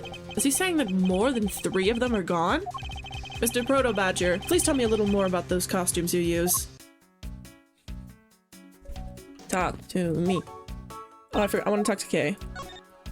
So this is the room next to the one we were held prisoners in. You know, I took a peek in here through the door on the other room. This will be FNAF in 2025. As did I, Kay. Anyway, if this room was truly the kidnapper's hideout, And that means there should be some clues to their identities here, right? I don't know if there are, however the probability is quite high. I believe a thorough combing of this room is necessary. Kay, are you participating in that Blue Badger photo rally? Yeah, I figure since I came all this way, I might as well. Plus, I want the prize. The prize? It's a handcuff-shaped notepad. Wait, is it a notepad-shaped set of handcuffs? Either way, they both sound incredibly useless. Hey, you don't know that. But I'm sure I can figure out what to use it for. Whatever it is. A notepad might be useful, but I don't see when she will ever need a set of handcuffs. What if she needs to knock a janitor out and steal his clothes and then sneak into the place to steal the gem? What did you mean by a Bad Badger costume is missing? That's just what I said, sir. You're right, Bad Badger for it. Telling the spellers we have 2 of these costumes on hand at all times. Oh, okay, so because one of them is walking around in the park. The others should be in that room. Actually, both of them should be in that room. Huh? What do you mean? I know you don't use the Bad Badger costumes. In fact, you only use them during a certain event at a set time each day. It's a stage show where the Bad Badger wreaks havoc around the park. And the other Badgers must work together to represent him, so... I'm speechless that such a show exists. Well, sir, I was just trying to explain to you that the only time we use that costume... Then does that make it near impossible to get a picture of the Bad Badger? Personally, I can't believe this close to showtime and there's no costume. Oh dear, what am I to do, sir? All this basically means is that the kidnappers stole 4 costumes in total. Then are you saying there are 4 kidnappers? No, I don't think that's very likely. Oh? Recall the costumes for a minute. Stolen ones, you mean? Proves that a 4th kidnapper does not exist. If they stole 2 Bad Badger costumes, I think it's this. Take that! You had 4 people and you had wanted to steal a 4th costume. Wouldn't you naturally go for the full set and steal a pink Badger costume instead? Yeah, that makes sense. And yet, the kidnappers decided to steal another Bad Badger. I believe that the culprits needed 2 Bad Badger costumes, but the question is, why? Huh.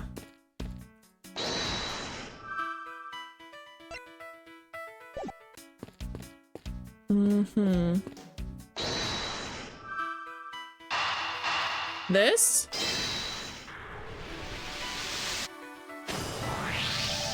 The second Bad Badger costume. I believe it may be closer at hand than we think. Huh? What do you mean? The costume in the trash. Wouldn't you say that it's wearing some very telltale pants? Hey, you're right. Let's get it out of here and take a look. As I suspected, it's a bad badger costume. Oh, minus the head. Say the line. I wonder why this bad badger costume's right hand is torn up like that. Huh. Maybe it's a flesh wound from a fight with the blue badger. We always knew the blue badger was one ferocious beast. I somehow doubt that even real badgers are as bloodthirsty as that, Kay. You'd be surprised, man.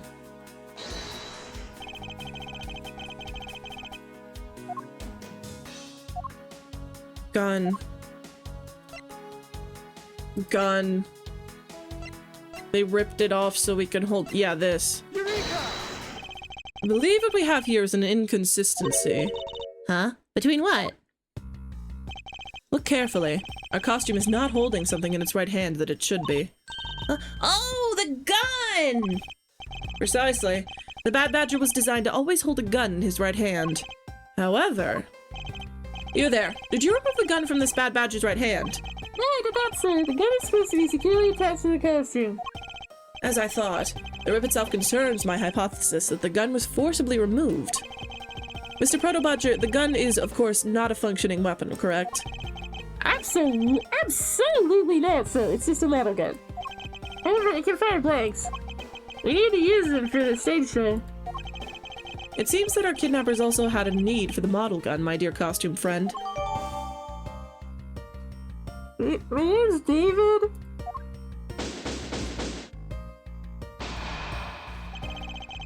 I think we're about done with this room. So, what's next? Well, we found a few answers, but there are still a few things left that we have yet to ask a certain person about. Let's go, Kay. March 13th, 3:34 p.m. Wild Wild West area. Mr. Edgeworth, sure! Yay, Gumshoe! Can't hurry, sure! Come on! What is it, detective?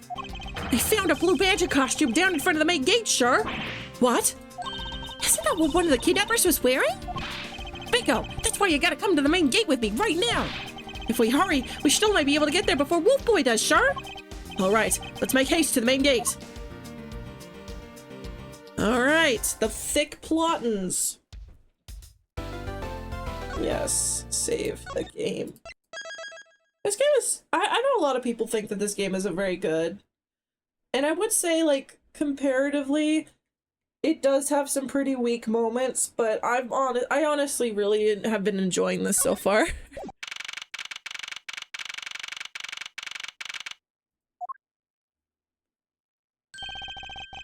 Where's the costume, Detective Gumshoe?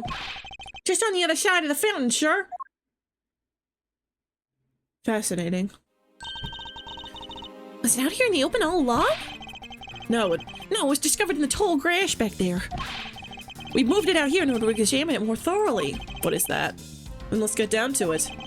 We'll rest until I've investigated every suspicious-looking nook and cranny. It's a blue badger's body section. What a waste. How so?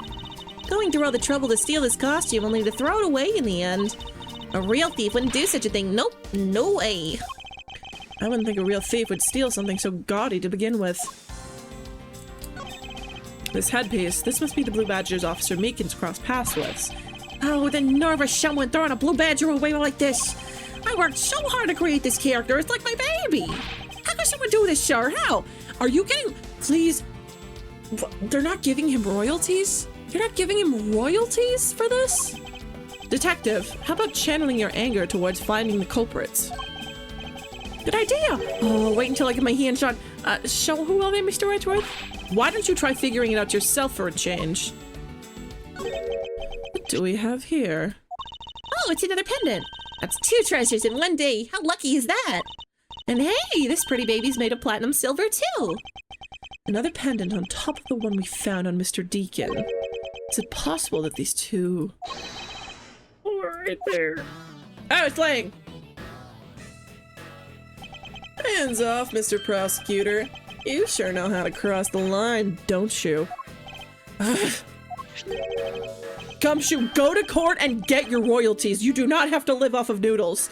I'm choosing to believe that he stopped showing up after Ace Attorney Investigations 2, like he's not in the series anymore, because he actually managed to get the royalties and now he's just living luxuriously and he visits Mr. Edgeworth sometimes. Pendant, huh?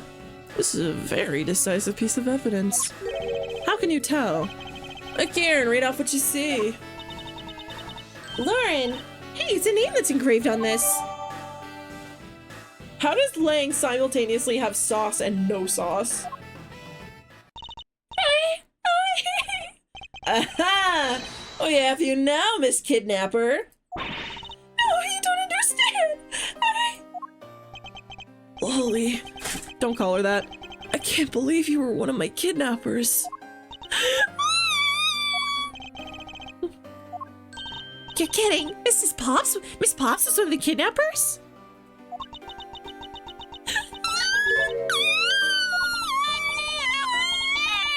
Almost lost. So Miss Pops is one of the kidnappers. But even knowing that, I can't call this case solved or over. Hey! Guys! Case closed. Get the car ready, and I mean the special one for this young lady. Hold it! Again, Mr. Prosecutor? What is it this time? Are you proposing that Miss Pops is also the culprit in this murder case? What happened? I thought Officer Meekins was your suspect. Huh, we found it. Found what? That officer's gun. He literally dropped it in the middle of a thick patch of grass. Your country's police are a sham. Just look at how careless they are. Who are you calling a sham? The officer's gun didn't show signs of having been fired, so it can't be the murder weapon. We had to check the fingerprints of the gun. So Officer Meekins has been cleared of all charges, I see. And that's when a brand new suspect comes walking onto the scene. The murder only happened because the kidnappers started fighting amongst themselves. As I recall, it was you who said that, right, Mr. Prosecutor? Miss Pops, did you really kill Mr. Deacon? I killed him. I can't believe it. Yeah, thanks for the confession. Objection! Agent Lang, it's much too early to declare this case closed. Look at you, so sure of yourself, so pretty, so sexy. We got the culprit's own confession and some very incriminating evidence. What more could you ask for? Miss Lauren Pops. Yes? I want to hear it from you. Tell me your side of all that has happened today, from the kidnapping to the murder. Isn't that enough? It's fine if you're the one behind everything, but only if that is the truth. Now then, will you tell us the truth? Or is there some reason why you can't?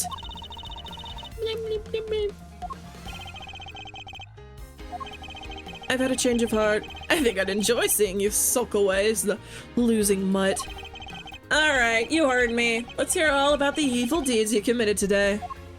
Do you think they purposely wrote this much homoerotic tension between Edgeworth and Lang, or was it accidental? I think the localizers knew.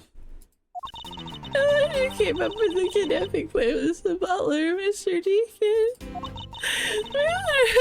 Carriage by holding that hostage. Mr. Amano would pay anything to get his son back after all. Everything was going according to plan, but as soon as Mr. Deacon turned on me and tried to kill me. There. Are you satisfied? She just confessed to her crimes a second time. At least you have the guts to admit what you've done. That I can at least respect that much. Mrs. Pops, is what you said really the truth? If that is the truth, it certainly isn't the whole truth. Because there is something that seems a bit too improbable in her confession.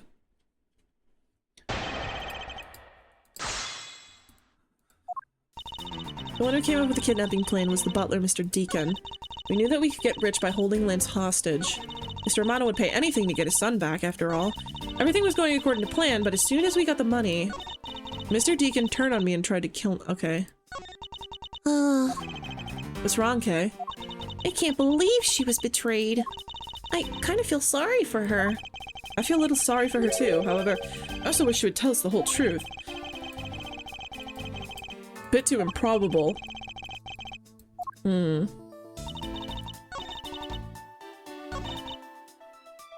it! I'll just press and see. How well did you know the victim? I've spoken with him only a few times at Lance's house. A few times, that's it. Yeah? They only met a few times. I don't see how they could have trusted each other. But if you hardly ever talk, then how could he trust you not to steal his plan? That's completely irrelevant. He was planning to betray her from the very beginning. Which is why he chose someone he wasn't especially close to. Isn't that right, Sheena?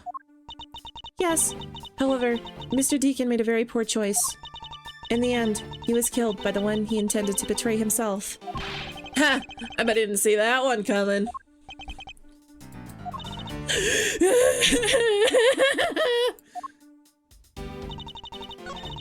We knew that we could get rich by holding Lance hostage. You knew? How did you know something like that? Oh no, what should I do? Okay, what's wrong with her now? Come on, isn't it obvious? You're making your scary face again. Is that what? That's why. Why don't you try asking her in a nicer, more gentle way? Oh, stop it, Lauren. You're always like this. You'll always fall for the stern-looking one. That's why you'll always be unhappy. Oh my god! Maybe that's it. She's been bewitched by your icy glare. Mind your own business, Kay. Now then, Miss Pops, let's continue with your testimony. Oh, yes, of course. Okay. Why did you believe that? Anyone who knows Mr. Romano would think the same. I bet Lance is that old man's greatest treasure. I suppose he would I suppose he would be to a doting father like Mr. Romano. I always figured that was it too, and I was always envious of Lance for it. Oh, because of your dad's. I got this pendant from my father. And I believe that as long as I have this, I'll find my father again someday. He'll welcome me into his arms, riding on the back of Pegasus. That pendant, you must truly believe it to be the wings of Pegasus. Her father's dead. Your dad's dead. Would you mind telling us a little bit about the planet itself? Well, first we captured Lance. Ooh, how'd you do that? Well, Mr. Deacon did that on his own, so I don't quite know. Here I thought you knew how to steal people away. I shudder to think what she would do with such knowledge. Sorry, I don't really know, but somehow Mr. Deacon was able to contain him. The writers didn't really want to have to write the whole... the writers didn't think it was necessary to write the actual details of how the kidnapping occurred. You know, in retrospect, I think they're probably right. Oh, he had to do it for that was made for the rights to be paid, but... Hold it! Why do you think he did? I have no idea, but maybe he planned on doing so from the very beginning. Miss Pops.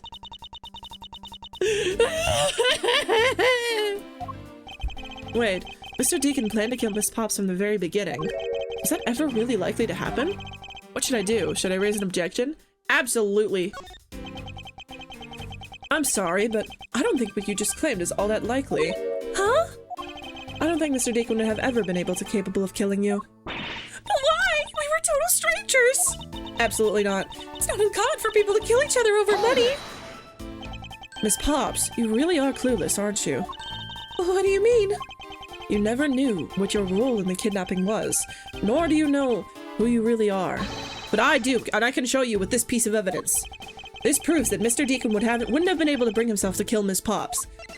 What's happening? What was that? What was that? Okay, anyway, horse. Why are you showing this to me? So what about the pendant? This horse pendant, along with this piece of evidence, shows who you really are. This. Take that! Does that really have anything to shit? What the heck? Of course not. Damn it. I suppose not. Something that is very clearly connected to this pendant. Oh. It's the other pendant. This horse pendant along with this piece of evidence shows who you really are. Yeah. Take that! These two pendants resemble each other, wouldn't you agree? Hey, you're right. Yeah, Deacon is absolutely her father, and her father's dead. Sorry! Hey, you're right. They're the same color and they're even made of the same material. I believe that these two pendants are actually one. She's so anime girl. Shall we give it a try? Wow, it's totally Pegasus. Why does my pendant match up with Mr. Deacon's? You're a smart lady. I'm sure you can imagine why that might be. No, that can't be. So the two make a set. It's just another trinket. It's not as though this changes anything. Huh. You lack imagination, Agent Lang. Very well, I'll show you with this evidence. This is the piece of evidence that gives meaning to the Pegasus pendant. This one. Take that! Oliver Deacon was just an alias for this man. His real name was Colin Deveray, the name that is etched on the horse pendant.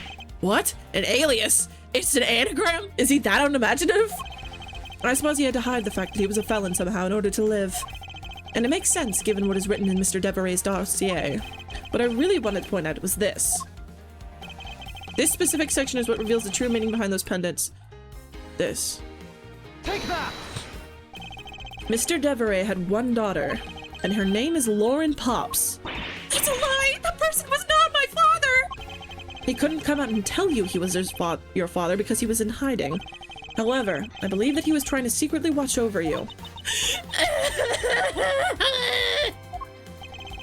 Do you still believe that a man like that could kill the daughter he was separated from?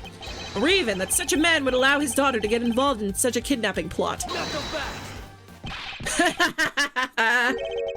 And what is so funny, Agent Lang? You're good at making things up in your head and deciding it's the truth, aren't you? So are you, man! What are you trying to say? Your thinking is much too innocent. After all, I thought of another possibility. Is that so? Well, let's hear it.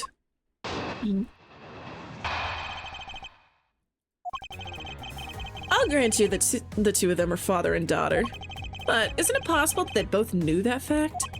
It was no coincidence that the reunited pair became involved in the House of Amano. And the two of them made good use of their meetings to plan this little kidnapping. Would you say my scenario is perfectly probable as well?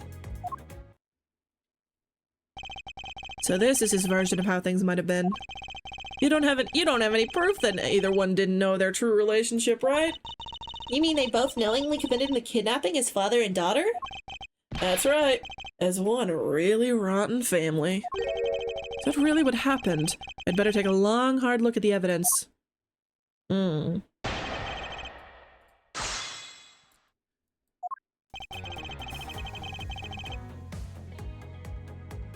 Well...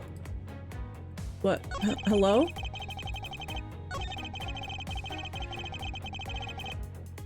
Well, I'm clicking it. Why isn't it?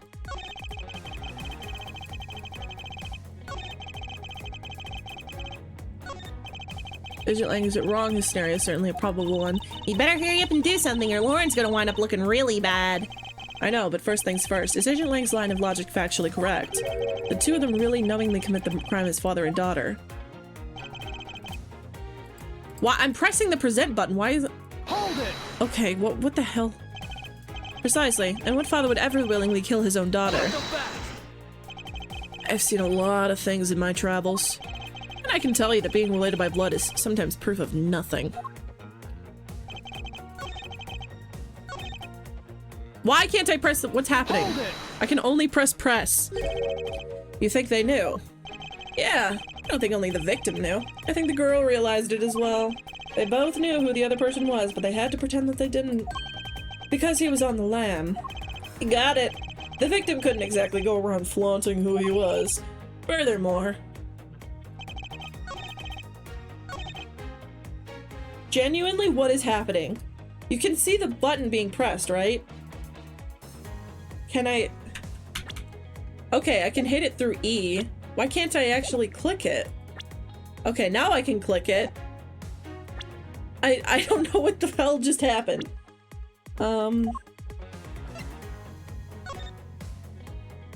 Despite our surveillance, he has yet to show up.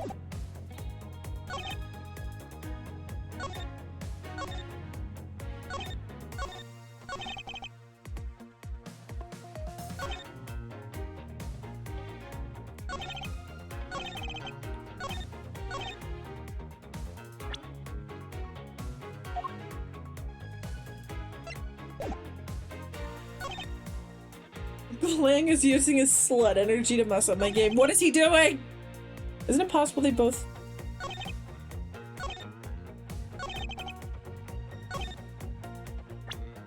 I'm not really sure what to present, so... Hold it! One is a butler and one is the friend of the son, you mean? Just run over.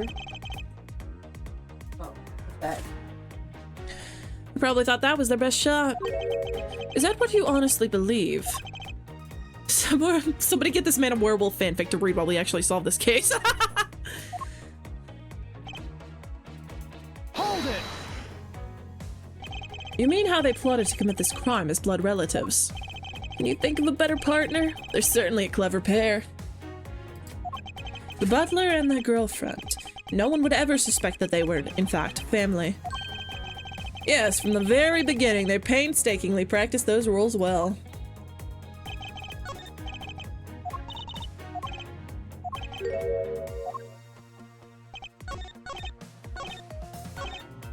Hold it! I believe you're being a bit too overconfident for someone with no evidence. Am I? Because I don't see you presenting any- Oh, don't devil's proof me, you bitch! Oh my god.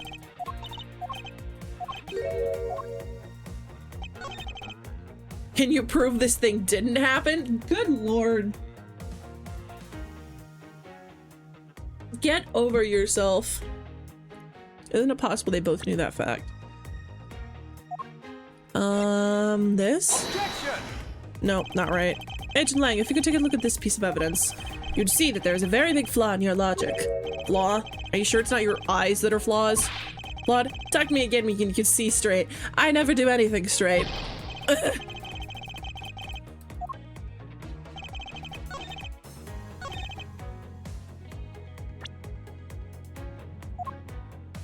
Here? Objection!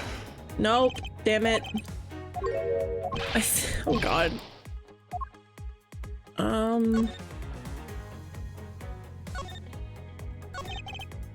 I grant you that the two of them are father and daughter, but isn't it possible that they both knew that fact?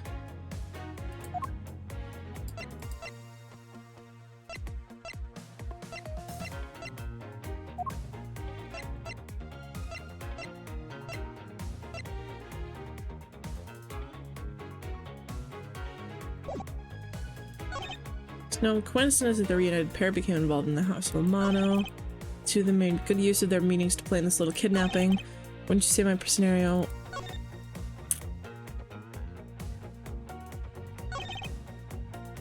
Is there a way to prove that they wouldn't have known?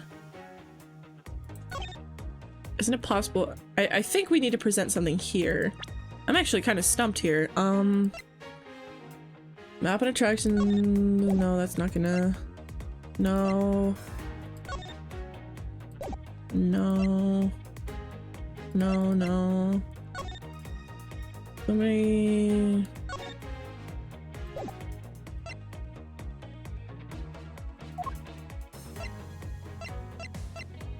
So presenting this didn't work.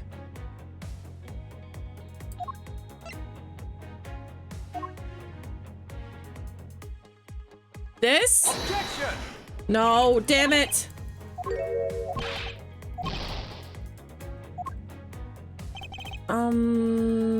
The horse? Objection! No, I'm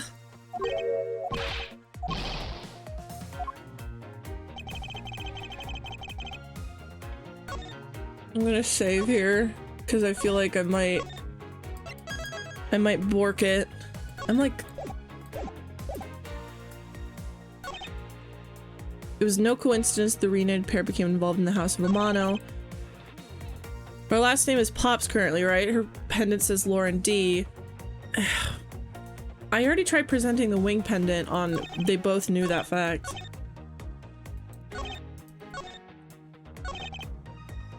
Two of them made good use of their meetings to plan this little kidnapping.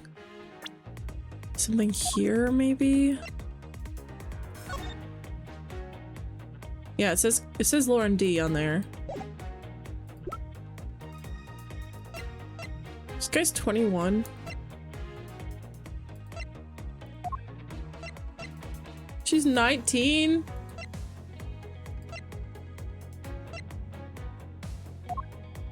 Wait. Security lady.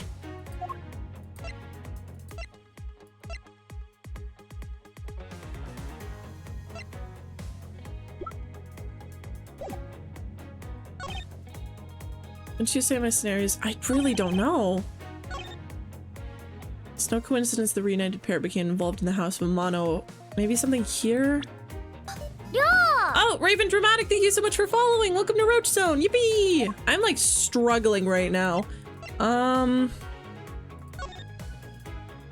Stole a gun from a guard during his escape. We thought he might head for his wife or sole daughter are, but better surveillance he has yet to show up. This? Objection! No! That thing has nothing to do with what I was saying. Now put it away. And your logic is so badly in need of repair that you might as well throw it out too. This is the real deal here. Your courtroom mannerisms are worthless at a crime scene. You dare to insult the courts? Ugh. Yeah, the follow goal has been met. Yippee! Let me load because I'm scared. I'm getting scared. I love the character designs, me too. I'm delicate. Okay, isn't it possible? What am I missing? Why is this so hard to figure out? Why is this one so hard to figure out? Reunited pair became involved in the house of Amano, and the two of them made good use of their meanings to plan this little kidnapping. I don't believe that they met up.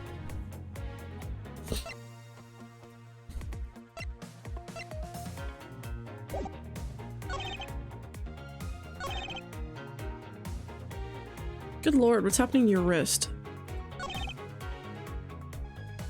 Hi, Dio. I'm like struggling so bad right now. I'm like trying to figure out where to present.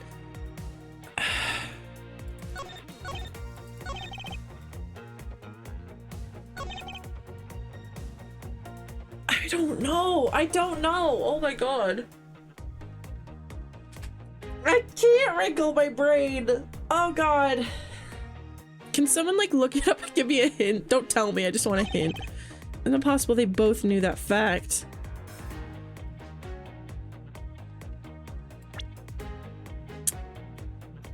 Just gonna try pressing on everything again. Hold it! Knuckle back! I've already seen this one. Hold it!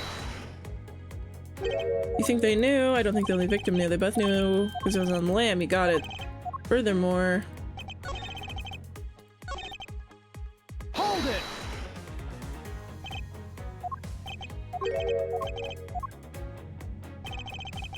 Hold it!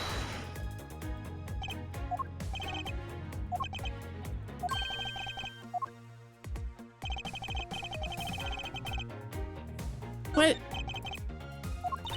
You better hurry and do something or Lauren's gonna wind up looking really bad. I know, but first things first, is Agent Lang's logic factually correct? The two of them really knowingly commit the crime as father and daughter. What? Isn't it possible they both knew that fact? Something here.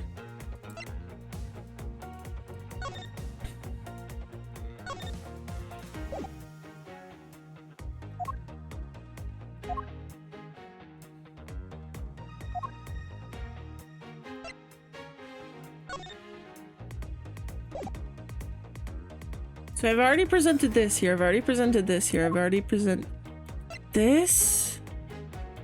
God, maybe? Maybe the gun? No, this is a fake gun. The murder itself. I'll give it a try. Objection! Nope, didn't do shit.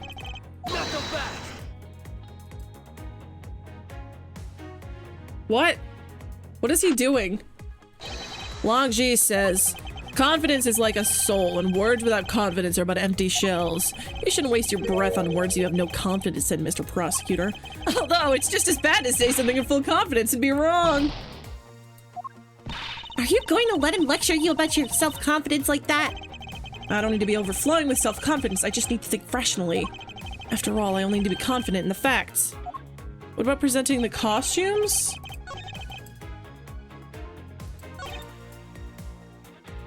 If they both knew, why would they try to kill each other? Well, he's already said that, like, that doesn't matter.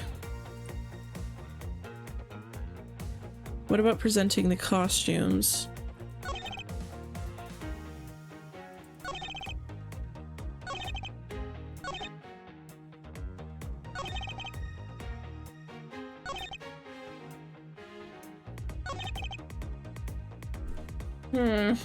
Oh god, I don't want to be stuck here for a really long time because that's not interesting.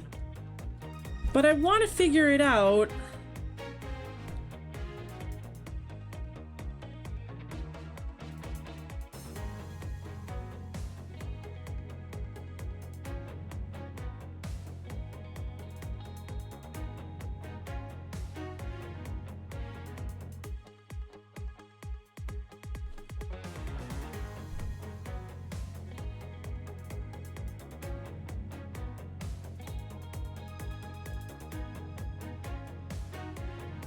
Oh, right! Wait! The two of them! No, there's three! There's three! There's three! What was it? There's three of them! There's three of them! 3 costumes! Objection! Yay! There we go! There we go! There we go! Yay! Yay! Yay! Yay! Yay! Yay! Yay! Yay! Yay! Yahoo! This kidnapping wasn't planned by just 2 people alone. And what kind of proof do you have of that? Let's go! Quite simply, there were 3 kidnappers. 3? 4 costumes were stolen from the Wild Wild West, the Wiki Wiki Wild Wild Wild Wild West. Desperado, don't want not run of this, 6 gun of this, run of this, buffalo. Any ambulance in distress, be out of distress when she meet Jim West. We found one of them in the kidnapper's hideout. But as for the other 3, we can assume that they were being worn by 3 different people. We also found a set of 3 cups and 3 folding chairs that were used in the hideout. It all clearly points to a 3-man group. And I believe this 3rd person is the real mastermind behind the kidnapping. Who? Who is this mastermind? I present to you the brains behind the kidnapping. I think it was him. I think it was him, and you know why? This is Viola, who's like, remember, if you remember the past games, these guys showed up and they were loan sharks. Viola was one of the loan sharks. This is obviously a threat.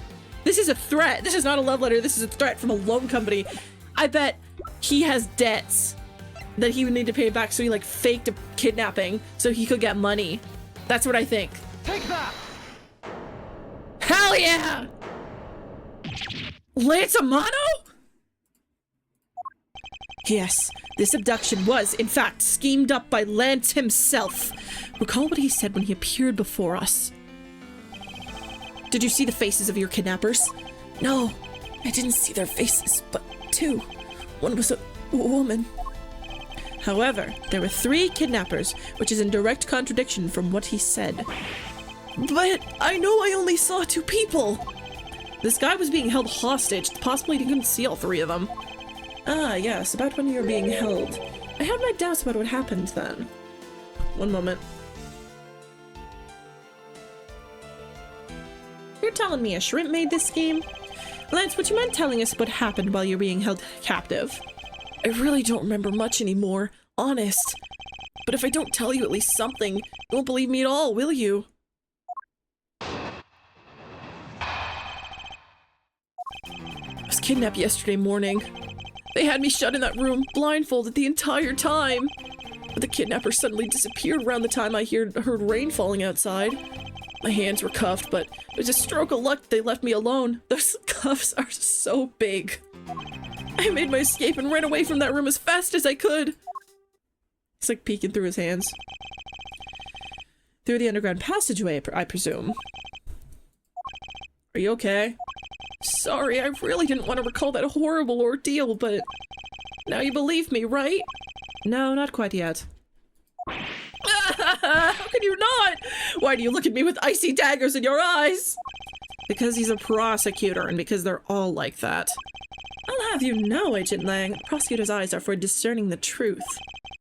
And they should be interpreted to be cruel at times. And should they be interpreted to be cruel at times, then so be it. There's a sticking point in Lance's testimony. Let's see what he offers up when I push a little. Oh god, I'm like really low. I was kidnapped yesterday morning. Hold it! Can you tell us about when you were abducted in a little more detail? It was a strange morning. I felt like I was right in the middle of a great calm. And where were you when you experienced this calm? Our family garden, of course! Where else could it have been? Well, excuse me for asking. This child is more princess than prince.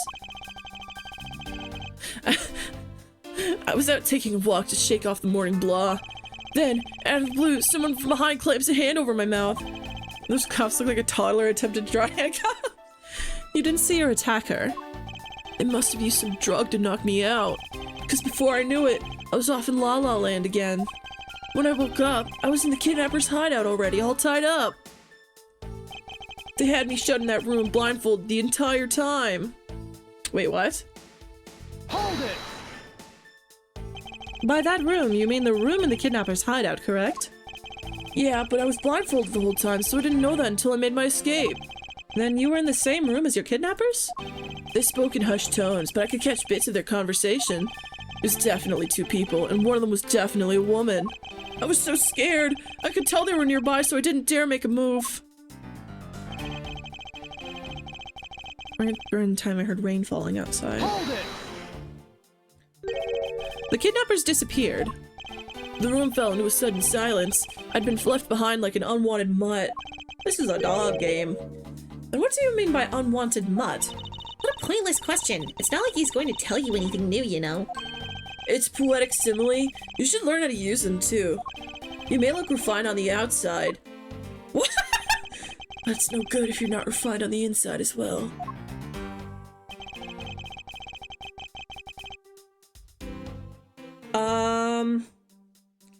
Hold it! Lang? Lang mentioned? Then those cuffs on your wrist. I suppose you're still cuffed in that case. I am well aware of how I am chained to reality. Shut up! I couldn't find the key, so, I'm afraid I'm stuck like this. Even though I escaped from that jail cell, I will forever be a prisoner. Shut up! Hold it!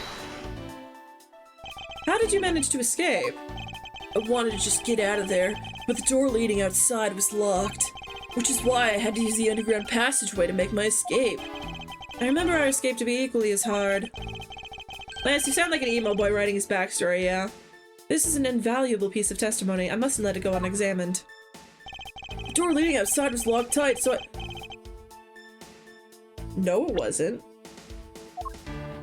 No, it wasn't. Objection! You say that the door leading outside was locked, but was it really?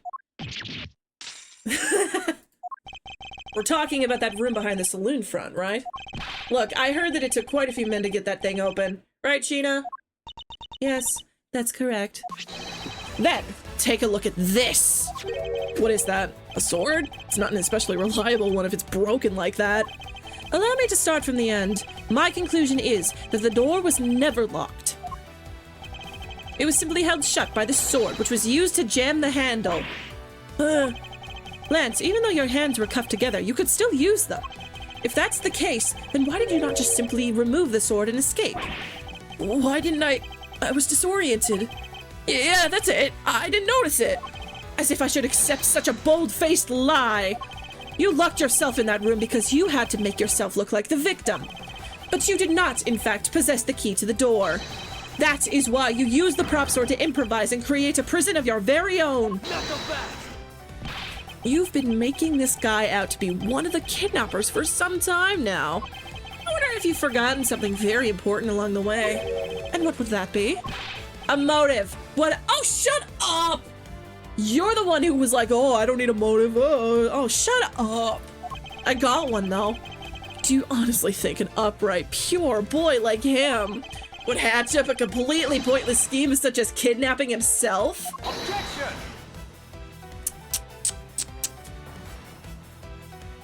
This proves that Lance did indeed have a motive to commit this crime. To put it simply, Lance has a very urgent need for money.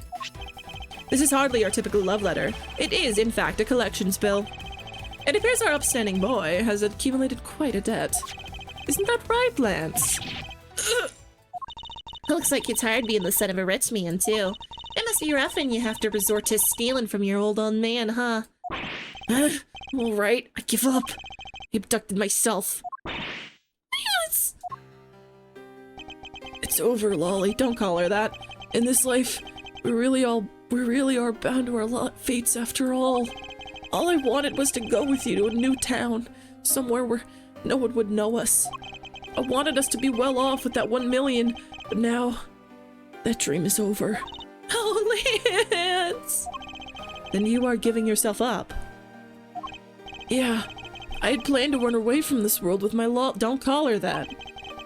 Oliver even helped us with the plan, but then he had to go and stab us in the back.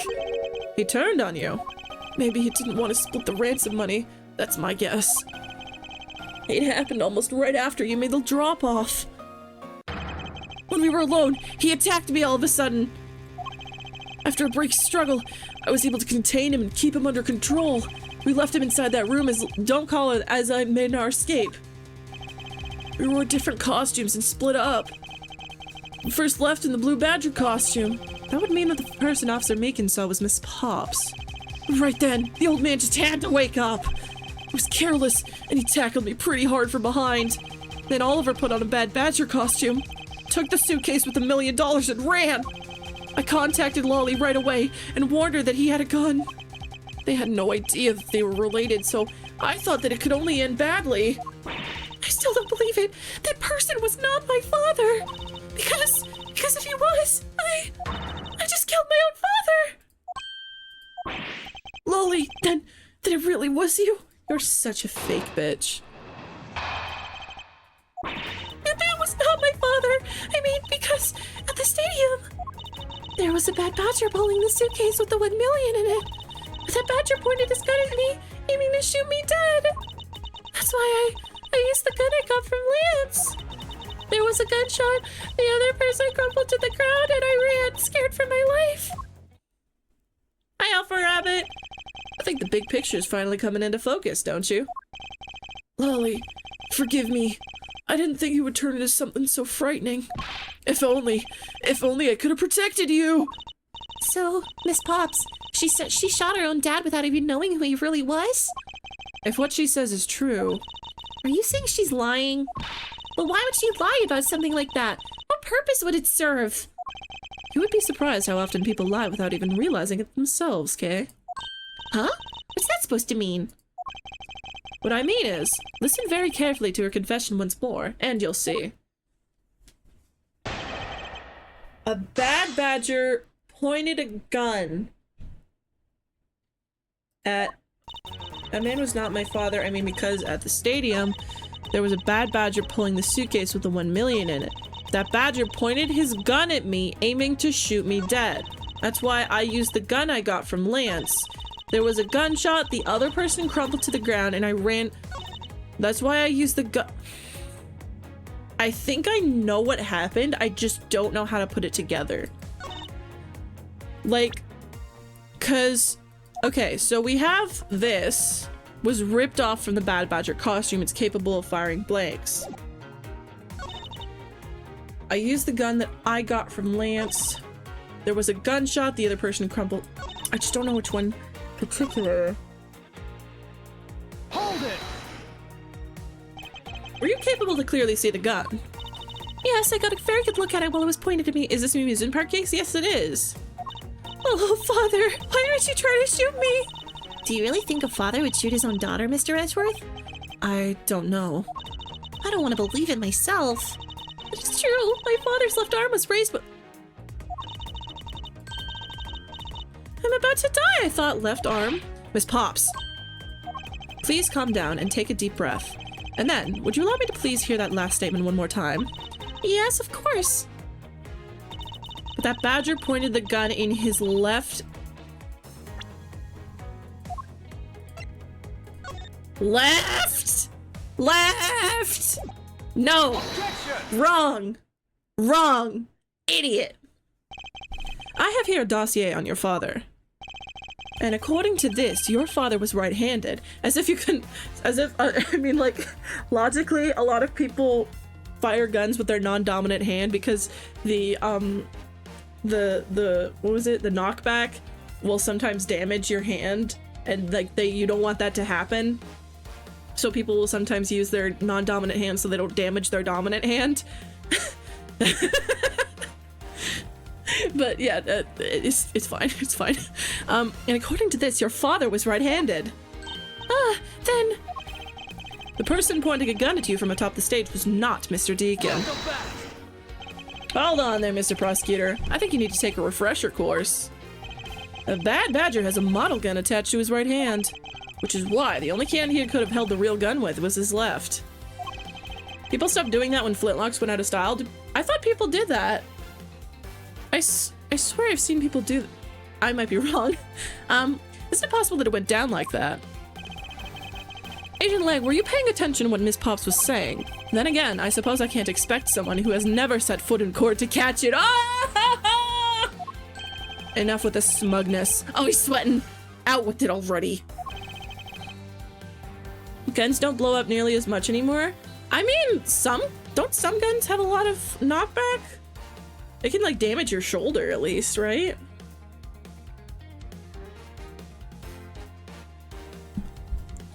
I don't know. Miss Pops told us earlier. there was a bad badger pulling the suitcase with the $1 million in it. According to you, the bad badger had the gun in his left hand, which would mean that he was pulling the suitcase with his right hand. Is that correct, Miss Pops? Yes, exactly. And I'm sure it was the bad badger. It had those huge sunglasses on its face. If that's the case, even I can see there's a huge contradiction. Bruise at worst. But, like, consistent? Like, I don't know. I guess, like, inconsistently it wouldn't be anything. Yes, Miss Pops claims to have seen the bad badger. And yet the bad badger, if used incorrectly, yes, that's why it's better not to use your non-dominant, too much room for error. Okay. The bad badger had both of his hands full. These two pieces of information contradict each other, so one must be wrong. It wasn't the bad badger, both hands were not occupied.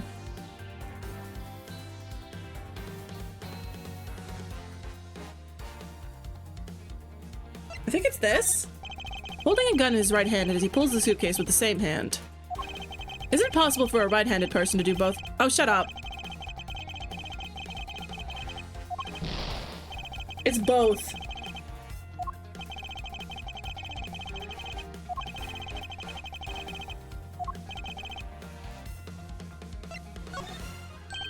They are both correct. Impossible. That just leaves us with an irresolvable contradiction.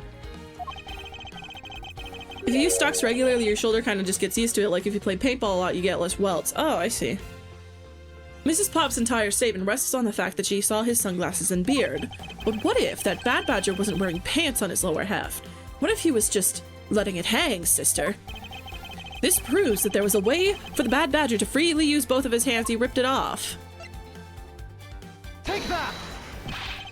What? I knew it. What I saw was just a mirage!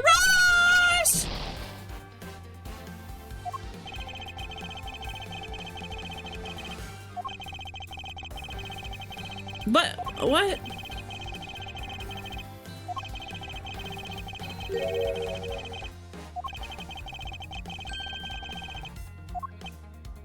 Okay, I need to save.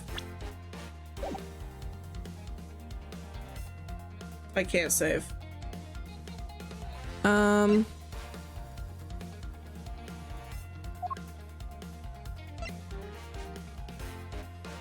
I already tried presenting this, it didn't work, but I'm assuming this. Take that. There we go. Let's save right. I can't save. Where do I save? Options. There we go.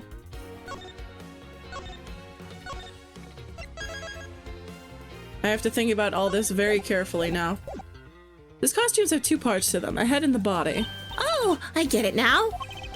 The head that Miss Pops saw was probably really the head of the Bad Badger. However, is it not possible that the body was that of an entirely different badger? Different badger? Yes. Or, to put it more bluntly, I believe it was the lower half of this badger.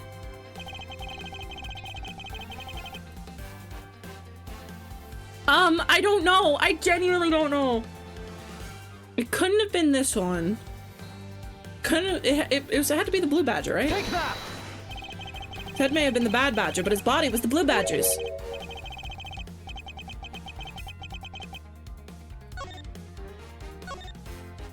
Don't worry about it. Don't worry about it. Don't worry about it. Don't worry about it. Okay, it's fine. Is it not possible the body was that of an entirely different badger? Different badger.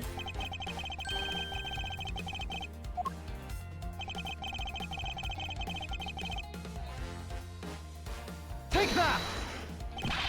What? The heck is it? It is the proto-badger.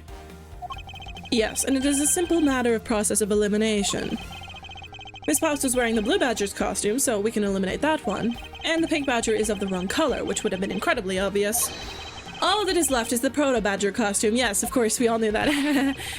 Miss Pops, who was the one who wore the proto-badger costume? That would be Lance. Not so fast. Are you saying that what I think you are? That Lance Amato donned the Bad Badger's head and pretended to be Mr. Deacon? On top of which, he plotted to shoot Miss Pops while wearing that hideous thing? The Proto-Badger scares me, me too. The stage that was set up in the stadium was nothing more than that, a setup. And its purpose was to lead Miss Pops into believing she had committed murder. Standing there, in front of Miss Pops and pretending to be the victim. It was all done so that she would pull the trigger. I have no idea what you're talking about. Why exactly would I have done all that, huh? There was but one reason. Lance Amano, you are the real culprit behind the murder of Mr. Oliver Deacon. What? No! That's slander! Take it back! You take it back right now! Just out of curiosity, Lance, which is your dominant hand? I'm left-handed. What does that have to do with anything? It depends. According to Miss Pops, her attacker held a gun in his left hand. Not so fast. Who is what-handed doesn't prove a thing. And besides, now you're just being absurd. It's not like the Proto-Badger's bulletproof. One misfire, and he would have found himself dead, right? Objection. No, that's where the model gun is. Of course. Logically, if he had been shot, he probably wouldn't be here with us. But I believe he had thought of that as well, and prepared accordingly. And this should be all the evidence you need. This is how Lance made sure that he wouldn't be hit by a bullet. This. Take that. We found one half of a Bad Badger costume in the hideout, a broken one. It was not the same one that the victim was wearing. Plus, it was missing something. And that something is the model gun that the Bad Badger carries, which can fire blanks. What? Miss Pops, where is the gun you use now? I threw it away into the sea. That makes it a bit tough to verify what it was. Although, I believe that we can safely assume that it was the model gun in question. Not so fast. I've heard enough. All you've been spouting so far is pure conjecture. So he tried to shoot Pops. I don't think that he tried to shoot her. I think he was just trying to scare her into shooting him with the blank gun so she would think that she killed Mr. Deacon. Like, he didn't actually intend on shooting her. He just banked on the fact that she would try and shoot him back in self-defense. It's the robot from Yeah, it's Telly. Telly's there. I admit that as long as the model gun is lost to us, I can't prove that I'm right. However, I can say that the probability that I'm right is very high. Okay, let's pretend that you are right, and the murder at the stadium was a fabrication. In that case, where do you think the murder really took place, Mr. Prosecutor? I don't know yet. Ha! I know you're full of it. However, I do believe that the murder took place during an earlier time frame. Please wait a second. It's simply not possible. Because I saw Mr. Deacon after he was restrained by Lance. She saw the victim in the state of being restrained. I came back to the hideout long after the other two. By that time, Lance had already subdued and restrained Mr. Deacon. He had tied Mr. Deacon securely to the beam in the room next door. After that, the two of us put on our costumes and made our escape. So, Mr. Deacon must have escaped after the two of you left, right? Thought that it'd attract too much attention if we were left together, so I left first. We planned to meet up again at the stage in the stadium. But then, as I was walking through the park, I got a call from Lance on my cell phone. Oliver managed to escape. It looked like he was waiting. Well, hey, you want to see something cool? I would love to. He also stole a gun from me at that time. And then the murder happened. Mr. Deacon must have overheard their plan to meet up at the stage. Well, Mr. Prosecutor, Miss Pop saw the victim with her own eyes. Which means that the victim was still alive at that time, wouldn't you agree? Why does that sound wrong to me? There must be something amiss about this account. Let's see what happens when I examine it in more detail.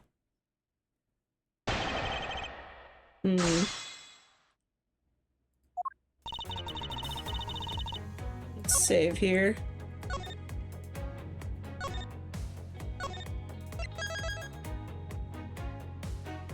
Final confrontation? Is this the end? I could have sworn there was another section. I remember there being another section in a different area. Oh, god damn. Damn it! At that time, Lance had already subdued and restrained Mr. Deacon. He had tied Mr. Deacon secure. Hold it! You are sure that it was Mr. Deacon that you saw? Yes, I'm certain of what I saw. Did you go into the other room to check? Lance said that it was best if I didn't get too close to him. Lance, he's such a kind soul. Then, are you telling me that you did not confirm that it was Mr. Deacon for yourself? I checked through the slit in the door that separates the two rooms. He had a Bat Badger's head on, so I'm absolutely sure. That just had to be Mr. Deacon. She saw a bad badger head.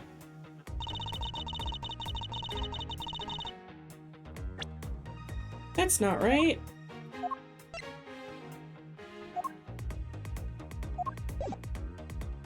Hold it! So the tied up Mr. Deacon was still in his bad badger costume. Yes, and?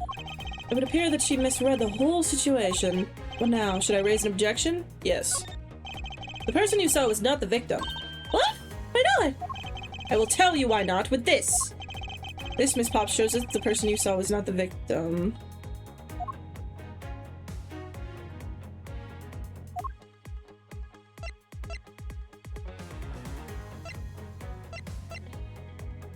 Take that! There we go. Miss Pops, the person you saw was not Mr. Deacon at all. Yeah, Lance shot your dad, Pops. Huh? The person you actually saw was this person. It was me. It was me. Huh? That person I saw was you, Mr. Edgeworth? I always thought it was a bit odd. Why would the kidnappers abduct me, even after I'd handed over the ransom? It's not as though I saw the face of the kidnappers. If I were them, I would have just taken the $1 million and ran. But in the end, there was a point to it all. It was to make me look like Mr. Deacon.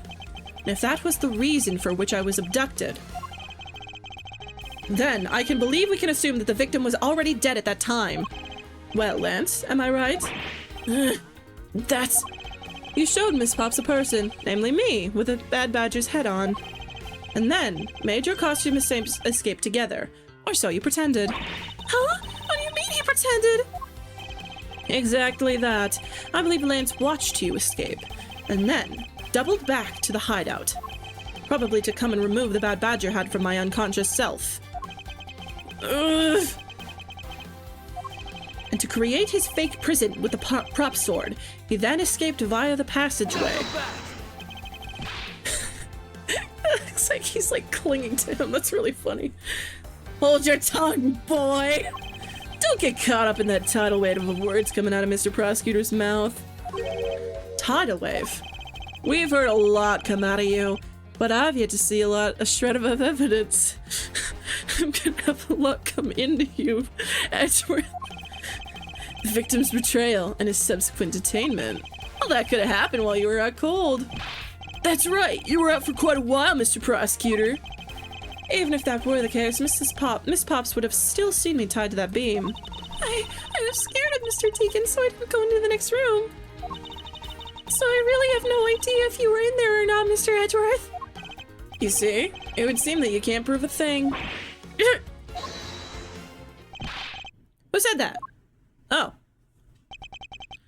Please wait. Mr. Romano. Oh, Miles, my boy. It looks like you're really giving it your all. And Lance, it's not good to cause trouble for others. Dad! Let's see. You are the one in charge of the investigation, correct? Yeah, that's right. I'm sorry that my son has been nothing but trouble. This probably won't make up for anything, but I have some evidence for you. Oh? Do you now? Oh. Is that what I think it is? It's the Bad Batcher costume the victim was wearing, and a gun. I couldn't wait around for the police, so I went and found these myself. It appears that they were disposed of in the sea. Ugh, is there no one in this country who actually obeys the law? There now. Agent Lang, please calm down. Huh? What the heck is that scrap of paper? This appears to be a letter from the Chief of Police. Please allow Mr. Amano complete freedom to do as he sees fit. It says. What? The Chief of Police? What the? Who does he think he is? The person who is the highest authority in this area. There now. There is no need to be so upset. I'm not a cop from this land, so I'm not bound by the laws of your country. What? Now. This wasn't meant to strong-arm you into anything. It's just a request. I'm only asking that you please respect the laws of the land. Can't really say no to that. However, returning to the topic at hand, how much money did you pay the Chief of Police? Enough. He paid enough. Doesn't matter who found the evidence. Its value remains unchanged. Alright, now let's take a look at this new evidence. I've already got the results back. I had a special forensics research lab that I'm on good terms with conduct the tests. They verified that the blood on this costume belonged to Oliver. As for the gun, the only fingerprints they could find were yours, Lauren! What? You disappoint me, Miles. I can't believe that you would cause my son such stress and heartache. What criminal background do you have? Yes. Thank goodness I was able to find the final pieces of evidence. With this, you'll have no reason left to push my poor boy around. That's it? These are the case-making pieces of evidence? Ha! I'll be the judge of that. I won't rest until I've investigated every suspicious-looking nook and cranny. Yippee!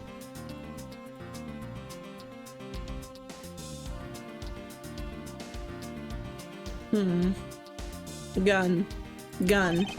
Could this gun be the actual murder weapon? Used to kill Deacon was originally stolen from the guard by victim during escape. Yeah! What's this gun he stole from this bullet hole? It looks kind of burnt around the edges. Wait, those burn marks were left by the gunpowder. This is a most important fact. Oh, right, because that would mean that it was done from completely point blank, right? If it burns? Like, the gun would have to be pressed right up against him. Because it is proof that the victim was shot at point blank range. Yeah. Yeah, that gun would have to be like pushed right up against him. Okay. What's this? It looks like there's something inside of the costume head. Hey, they sparkle. I bet they're really valuable. Sorry, but they're just pieces of a mirror. Why are they in here? Huh. Well, are these not the most definitive pieces of evidence you've ever seen? Thank you, Dad. This should be enough to convince even Mr. Edgeworth over here. Damn. Make no mistake, there are fingerprints on that murderous gun. Was Deacon shot in the hideout? I don't think so. And they proved that it was Lolly, don't call her that, who killed Oliver. But Oliver was also after Lolly's life. So, Mr. Edgeworth, even you must see that Lolly was only acting in self-defense. The fingerprints on the weapon, huh? Oh no, this isn't helpful at all. Look, Mr. Edgeworth, all I want to do is save Lolly.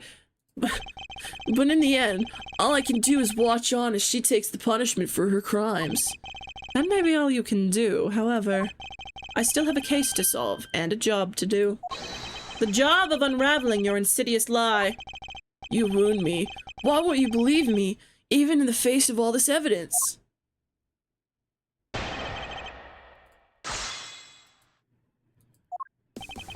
No mistake, there are fingerprints on that murderous gun. Hold it! Those fingerprints, are you sure that they belong to Miss Pops? There's no mistake about it. Through my connections, I had the best forensics techniques money can buy performed. I find that to be a bit peculiar. What? Are you trying to pick an argument with me? What should I do? Should I raise an objection? No. Perhaps I should wait and see how this pans out first. I'll see if there's anything else I can do. I just want to like press on everything. Hold it! You sure are calm to someone who is accusing his own girlfriend of murder. You have it all wrong. Allowing her to pay the price is a form of love. She says that she also wants to pay back her debt to society, but... Hold it! And why do you believe that the victim was set on taking Miss Pop's life? I suppose it's because he wanted to silence her. To keep her quiet because she knows the truth behind the kidnapping. In that case, why did he not target you as well? That's because he knew that if he killed me, he wouldn't be able to control my father. Ha ha ha. Right you are. Even if it had cost me millions, I would have had the killer found. I believe he didn't kill you for an entirely different reason. However, I digress. Look, more than why he didn't kill me, I'm more worried about what'll happen to Lolly. Okay. Hold it! Justified self-defense. I suppose that is a possibility given the circumstances. Really? Oh, thank goodness. However, self-defense was not necessary in this case. Genuinely curious. Do people go to jail for justified self-defense like that? I'm like, obviously we know that Lance did it, but like in the case of what happened with, I know she would have gone to jail for kidnapping anyway, but like in that sense, I'm not sure how laws work. I'm like, she wouldn't go to jail for that, right? It's a case-by-case thing? I see. Yeah, it depends. Okay. What do you mean? Miss Pops is innocent. She didn't do anything, so why would she need to defend herself from nothing? You still don't believe a word I say, do you? The entire argument hinges on the fact that her fingerprints are on the gun. However, the truth does not lie there. It lies in whatever he is hiding from me, but not for long.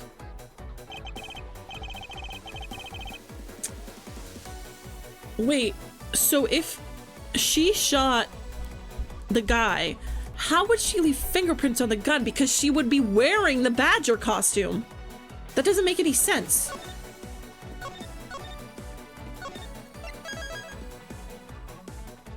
That just straight up doesn't make any sense. Usually you're supposed to maim the criminal trying to attack you, then call the hospital. I see. Oops. Hold it! No, I didn't mean to...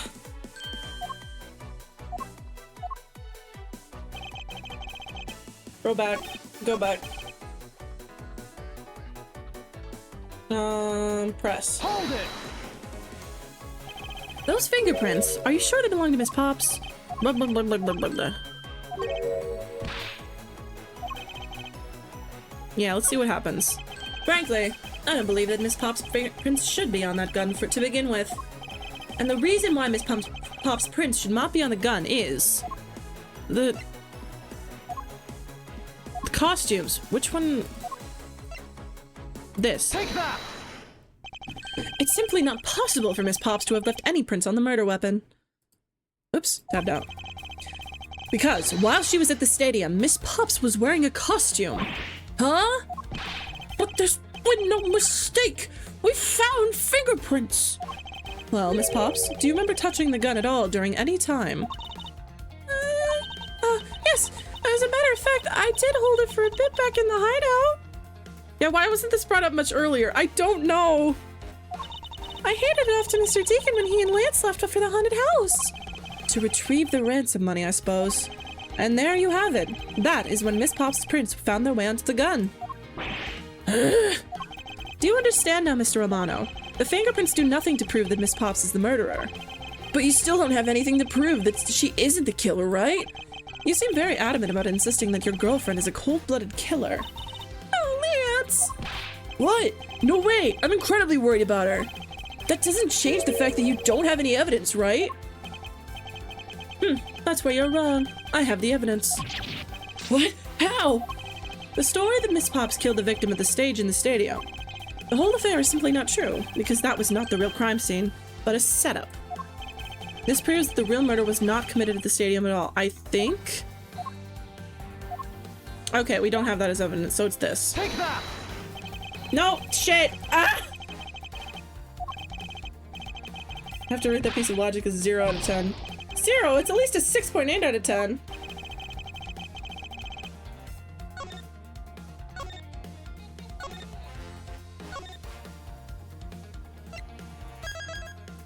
Okay.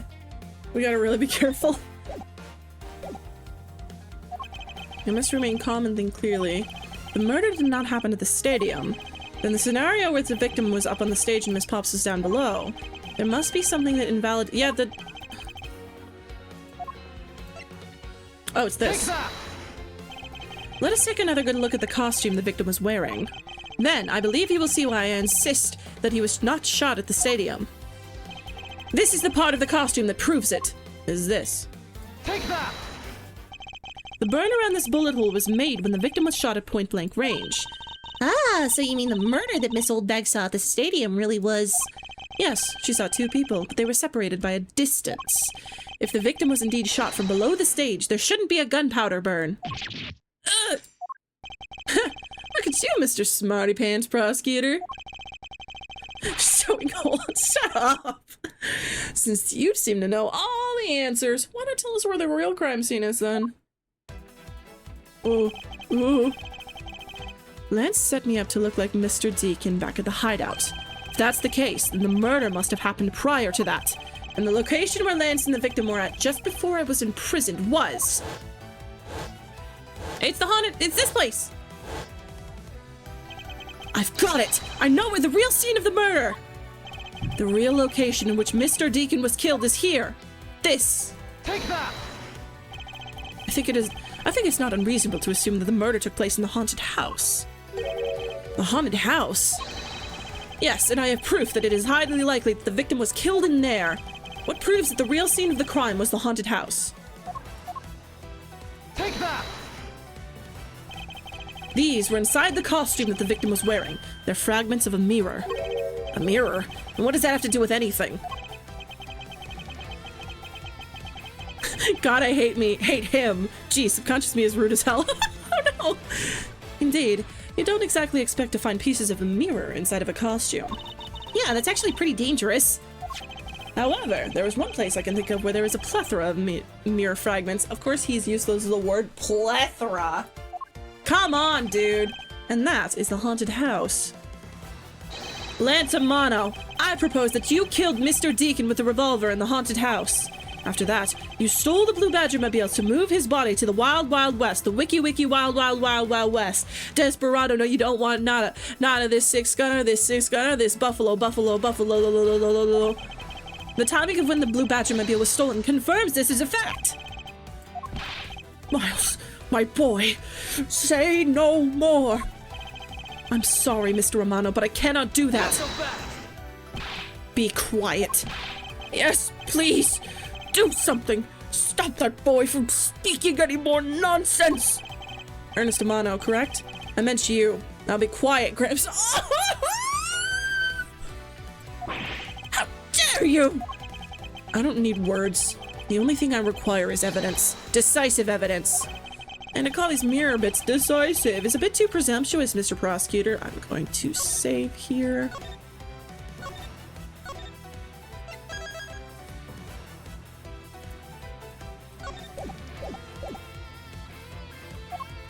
What? Sheena, wasn't there a mirror in the kidnapper's hideout? Yes, there was a mirror there. A mirror that's for the haunted house. You see? Isn't it possible that the fragments got into the costume there? But Agent Lang, there were no fragments on the floor, so the probability is very low. Probability. Long Ji says, on Truth's Path, the word probability does not exist. Hang on.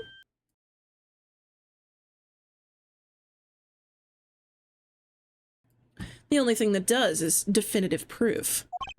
The question, Mr. Prosecutor, is, do you have the definitive proof that you need? Well, Mr. Edgeworth, do you? Do I have solid evidence that proves the murder took place at the haunted house? The answer is no. See? So you don't have any? Shut up. I don't have the evidence yet, but I'm certain that the murder occurred around the time that I turned the ransom over. At that time, the only people at the haunted house besides myself were Lance and Mr. Deacon. If I can prove that the murder took place at the haunted house, then I can prove Lance's guilt in connection to the murder. What now, Mr. Edgeworth? Agent Lang, I have a special request. Yeah? I'd like to prove to you that the scene of the crime was indeed the haunted house. Why in the world are you asking the werewolf for permission? Because I don't really have a choice if I want to find the truth. Alright, permission granted, but you're not to touch a single thing, got it? That won't be a problem. All that's important to me is that the truth be brought to light. It doesn't matter by who or how it's done, as long as it is. Sheena! I'm here. Put in the paperwork for the authorization immediately. Understood. I'll go get the Gatewater Group's approval. Who was that? Now. Let's hold on for a second. There's no need to obtain approval. Mr. Romano. Agent Lang, if you would please take a look at this. What is this? Sheena, can he not? Oh, I genuinely think he can't read English. Huh. It's the deed to the haunted house. The deed? Read it out loud. Gatewater Land Incorporated hereby bequeaths the property known as the haunted house to Mr. Romano for the lump sum of $1 million paid in full in cash. I think he can't read it all. I like how you both said that. He just can't read it all. I mean, like, logically it does make sense that he can't read English, but it's really funny to think he just can't read it all. He was raised by wolves. What? As you can see, I am now the legal owner of the haunted house. Are you kidding? When did you? I ran into the owner of the park earlier, and we made the deal almost immediately. Lang, remember I stole the quotes from the Longji papers from a podcast? Not sure how the law works, but if a son is found guilty, I'm sure the father could be seen as an accessory and be tried too. Yeah, I could see that. I don't know how likely it is that he'd be convicted considering how much money he has, but That would definitely be seen as an accessory at this point. At this point, 100%. How quickly things move when you can prepare $1 million in the blink of an eye. Okay, I just don't understand the motivations, because, like, was Lance just stupid?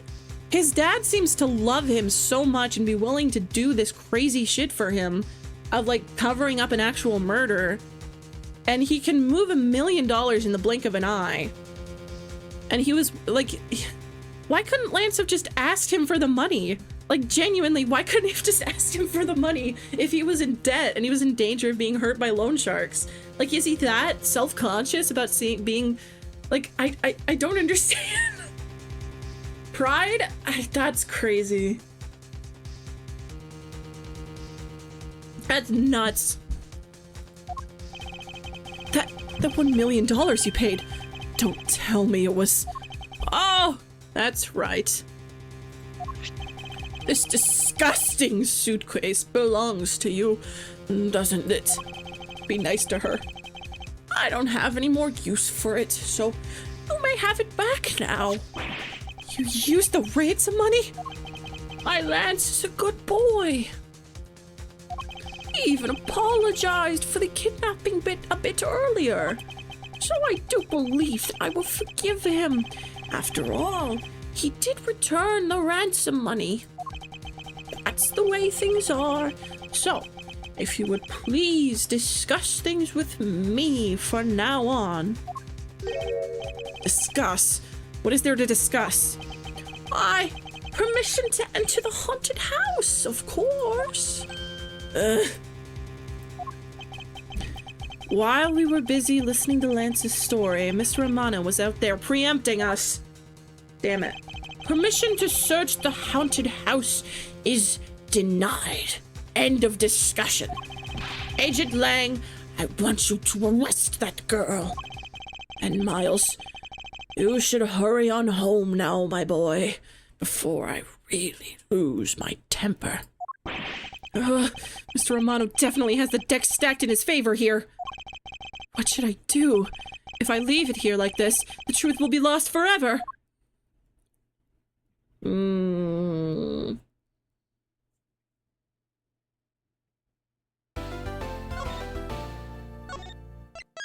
What is a warrant gonna do in the face of $1 million? Lang pegged, shut up! If I can't get permission to investigate the crime scene, then the truth will be lost. Hold it! Hold it! Hold it! Okay? Mr. Edgeworth, what are you doing spacing out? Have you forgotten? There's only one thing you should do at a time like this. And what is that? When the people are in a bind, the hero of justice appears to save the day. Look, you just leave it to me.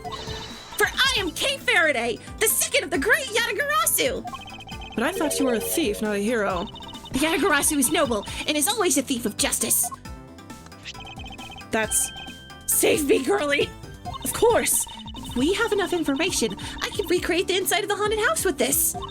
Plus, if we then factor in everyone's testimony... You can recreate exactly what happened when I dropped off the ransom money.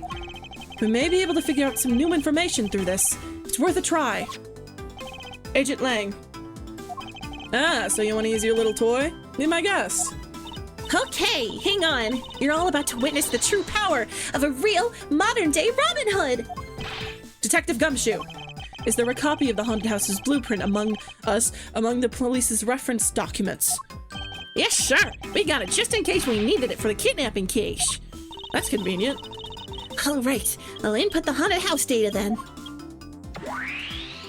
Asking Lang to use this toy. Oh boy. What is this? Where are we? It's like we're inside the haunted house. Even if we can't inspect the real location itself, the path to the truth slumbers here. If I can successfully navigate my way using logic, I'll ultimately arrive at the truth. Now then, I believe I'm ready to investigate the crime scene. Hell yeah. Okay, so what should I recreate first? You haven't figured it out yet. Maybe I have, maybe I haven't. But I'm gonna make you do all the hard work. Very well.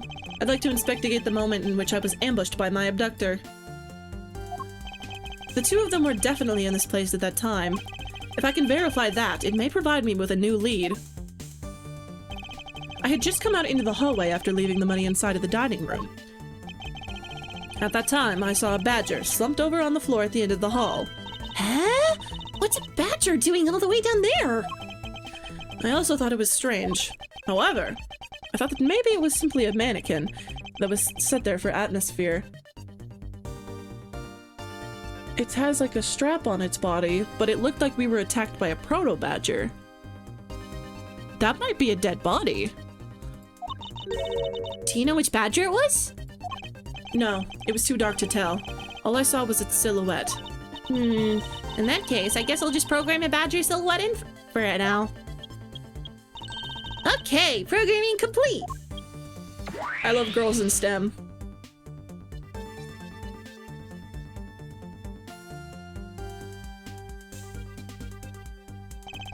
Then I started walking towards the exit. And that's when you were struck from behind, right? Yes. But that's odd. The hallway's a dead end. Where did your assailant come from?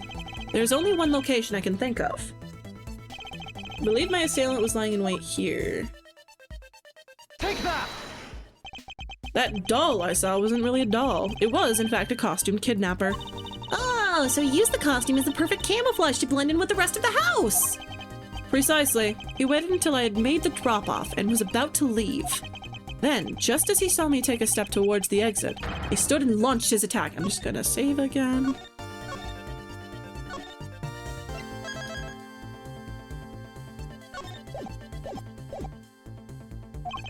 I can think of no better hiding place than this. Hey, not bad. I'm beginning to think I should steal this tactic for myself.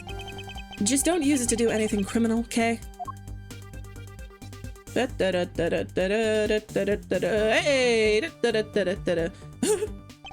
Well, Lance? What? What are you asking me for? As one of the kidnappers, I figured I should give you the chance to confess first. I was one of the kidnappers, but I don't know anything. I mean, is it fair to refer to them as kidnappers at this point? At this point, it's just like a bunch of guys who went out to, just hung out in an amusement park for a while and then killed each other. I did come up to the haunted house, but I never set foot inside. I left Oliver in charge of picking up the ransom money. He didn't set foot inside. Is he telling the truth, or is that another lie? Alright then, you're claiming it was Mr. Deacon who assaulted me. Yes, I'm sure it was him. Okay, inputting the new info now. Mr. Deacon was the bad badger, right? Since the bad badger has a gun attached to its right hand, I'll have to change it so the weapon is in its left hand.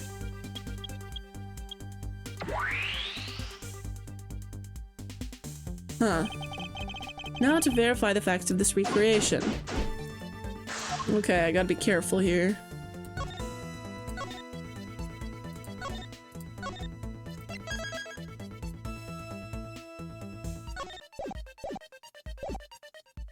Lauren! Miss Pops, by my hand I will prove your innocence in the murder of Mr. Deacon. Therefore, please don't fret. It will soon be over. Huh? Do you not trust me? That is... Your face is all beat red, Mrs. Pops. No, I can't. I have Lance. Lolly, don't tell me that you like that guy more than me. That's... Oh, why am I so pathetic? I'm so easily swayed by even a single glance. What exactly is she going on about? I think you have another guilty person on your hands, Mr. Edgeworth. Hey, man. You can lie all you want, but it will all be for naught, Lance. As soon as I expose the truth, you will be placed under arrest. How can you do this, after all that my dad has done for you? What your father has done for me is unrelated to the charges you face now. Unbelievable. You know, you sound kind of like a bully right now, Mr. Edgeworth. If I'm not serious about this, he will never understand the true gravity of his crimes. I will not allow him to remain a child forever. Haha, now you sound like a dad. Miles, my boy, what is the meaning of all this? Do you plan to pay me back for all I've done for you with the conviction of my son? I have not forgotten my debt to you. However, your son's crimes are a separate matter. Further, I can't ignore the truth when it's right before me. You will regret this. I promise you that. No matter the outcome, I never regret the choices I make. Hello. It's a replica of myself. You were totally oblivious to what was behind you, huh? Yes, I suppose I am also to blame for what happened to me. What? It was incredibly dark, which was all the more reason I should have been more alert. I vow to never be caught by surprise again. Hello, Sheena. So, have you noticed anything worthwhile? I have no obligation to talk with you. Well, I'm fine with just little thief and solving this case. That toy, it's very well made. Haha! That's because it's the heart of the noble thief Yatagarasu! Okay, that may not be something you want to advertise to everyone. Huh. So, Sheena, what exactly is the source of this extra-dimensional-like space? I believe this is nothing more than a projection from that girl's toy. So, it's all an illusion, right? Yes. Hey! Don't treat this like some sort of silly light show! Thanks for letting us use, Little Thief.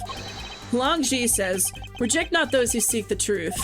So keep in mind that I'm not doing it for you. I'm doing this for the truth. Don't worry, I understand. We may have different methods, but our wish is the same. I can't believe what I'm seeing, sir! The space that I'm standing in! It's like out of some crazy dream! Except that this isn't a dream. This is something Kay's gadget... No, wait, this is exactly like a dream, sir! I've never been so impressed! It's like a miracle! Someone sure is easily impressed. I'm so glad you like it! Oh, so this is a product of a gadget. Now I wish I had one too! Well, once this is over, I'll let you play with it for a bit if you want. You do that for me, pal? Thanks!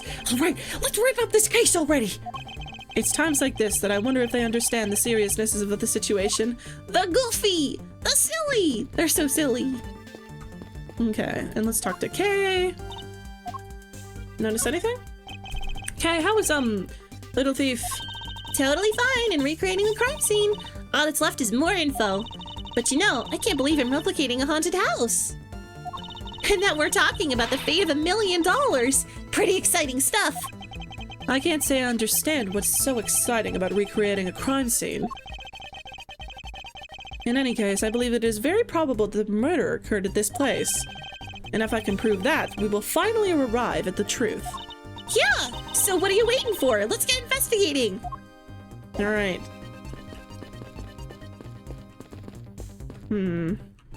Mirror. When you take a look around, it almost feels more like a house of mirrors. Indeed. Who has ever heard of this many mirrors inside of a haunted house before? Well, at least we know this is the real crime scene thanks to those mirror shards. Like a mirror house haunted house hybrid, this place is full of mirrors. Hey, wait! These shards, there's something different about them. Oh? The ones we found earlier are thicker than the shards from the mirrors on this wall. And look, there's some sort of design on the back too. Pieces from that costume are certainly different from the other mirrors. What does this mean? Could it be that our pieces are not pieces of these mirrors? I remember glancing over and seeing this figure sitting here as I left the dining room. So I guess it got spot on. I guess I got it spot on when I put it here in my recreation. I didn't take a good look, but I'm sure there was a badger here. I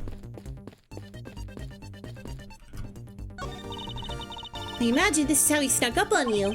That gadget of yours can even replicate people's movements. Well, it's used to playing heist, so of course it's got to be able to simulate the police. It's definitely very well made. Who made this? Perhaps too well made. Maybe I should confiscate it after the investigation.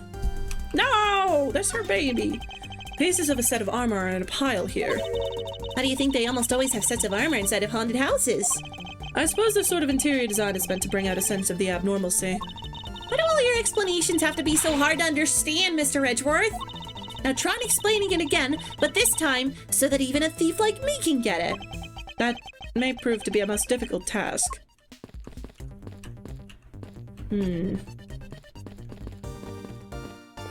Painting. Door. Guy. You didn't recreate the weapon. Well, I can't exactly recreate something I know nothing about. So tell me, what were you hit with? The attack came from behind, so I have no idea. But I doubt it was someone's bare hands.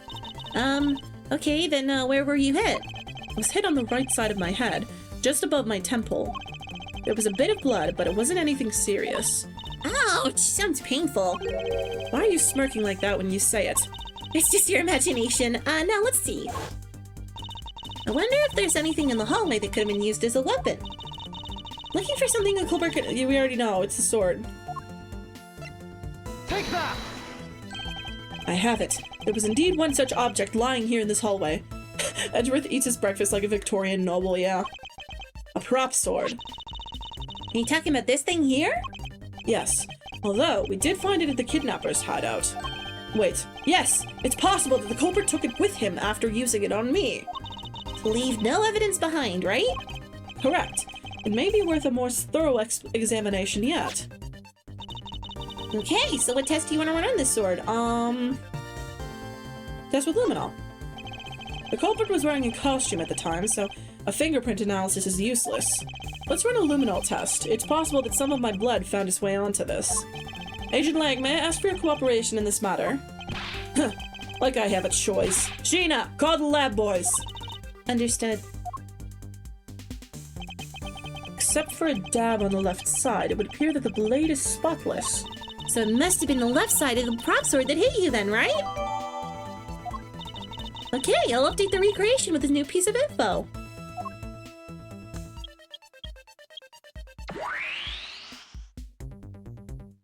Huh.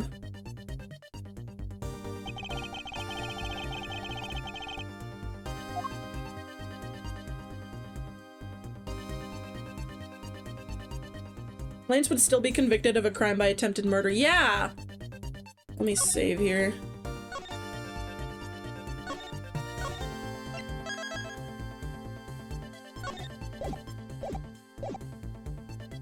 Let's see.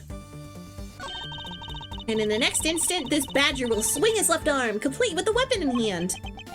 How did they lab test? Oh, they already have the broken prop sword. Like they physically had that, so that makes sense. Yes, to club me with the left side of the prop sword. They found it in the kidnapper's hideout.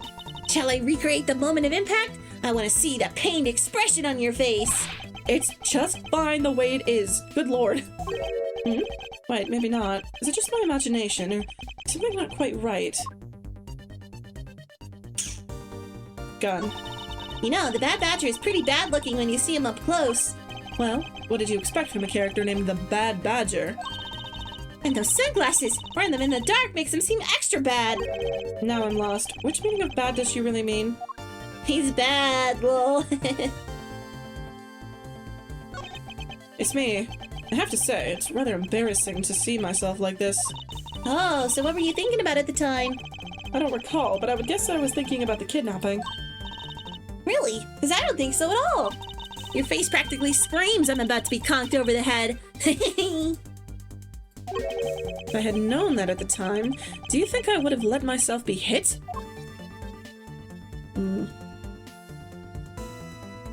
So this isn't right.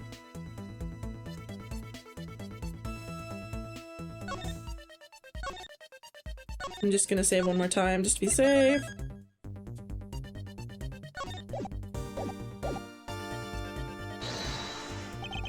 Okay, somehow connected to any evidence I hold.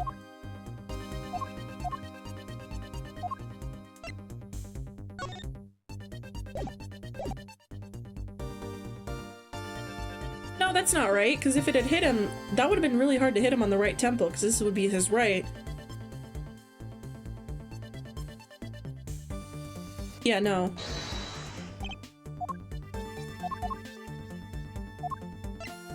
Eureka! Finally, I found a clear contradiction of facts about this sword.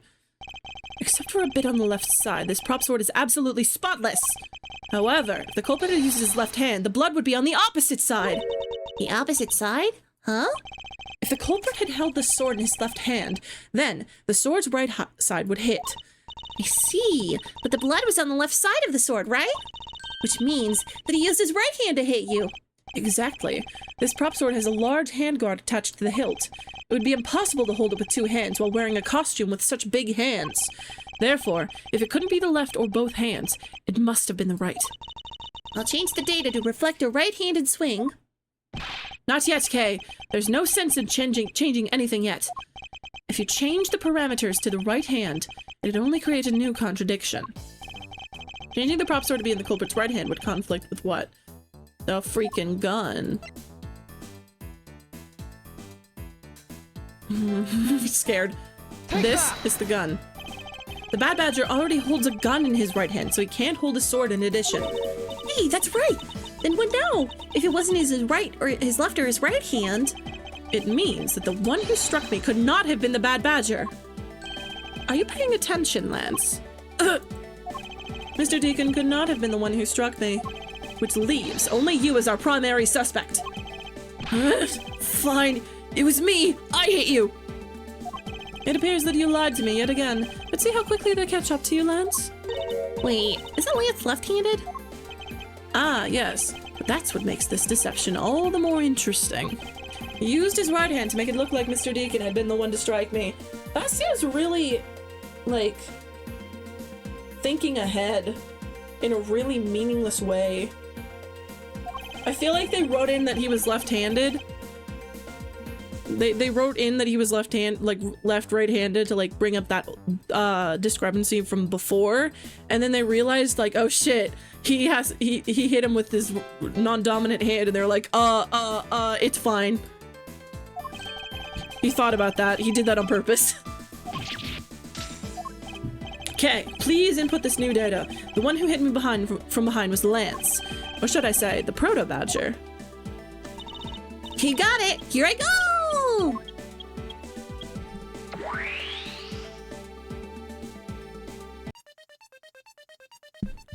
Knocking someone out with an offhand would have lost impact. Why risk it? Yeah. I think the writers just like realized that there was a bit of a contradiction. They were just like, no, he did that on purpose. He did that on purpose. It's fine. Now we have a faithful recreation of the situation around the attack on me. All right. All we have to do is examine this new recreation and... Oh. And what exactly is so funny, Agent Lang? That amusing little gadget. It sure packs a punch, right, Sheena? Yes, it was all I could do to hold my laughter in. Hey, don't make fun of little thief, you mean old werewolf. Me and Mr. Edgeworth bring out the best in each other. You've had your little fun, but now it's my turn. I sat quietly by, listening. But the crude conclusions you two keep spewing don't whet this wolf's appetite. Let me take a bite of you, boy! There's no guarantee that your toy will always show the real situation at any given time. All it displays is whatever information you put in there, right? Well, when you put it like that... Your suppositions are wrong. It's not your fault, so I'm gonna let you in on this. There's a trick to this haunted house. And what may that be exactly? Trick beyond what your tiny imaginations can produce. Sheena! Here you are. Now then, what you missed, girlie, is written right here in this pamphlet. The 7 Wonders of the Haunted House, the Disappearing Badger. Do or die time. Good lord. What is this? I'd say that someone around here is fond of theatrics. And as you can see, they set a doll down at the end of this hallway for that purpose. Basically, the blue badger you just saw was a stupid doll. How can this be? Guess that throws your whole theory about it being your attacker right out the window. But that can't be right. Maybe the culprit hit the doll somewhere. And then he laid down and pretended to be it instead. If the criminal couldn't even hide himself in the hallway, how could he hide a giant doll? Do you get it now? Thanks to your presumptions. Your logic started off weak and led you to the complete wrong conclusion. Now get off your high horse and get onto me. Mr. Edgeworth! Okay, I wonder if you could please input the new information for me. You don't know when to quit, do you? I can't quit, not until I can declare that I've found the truth. Agent Lang, for the additional information, you have my thanks. There you go again. I'll see if I care. See if I care when our lips are pressed together, idiot! Okay, I'm updating the recreation now. Not gonna think about what I just heard there. It's a haunted house, there are so many rooms, but there's nowhere for them to hide at the very end of the hallway.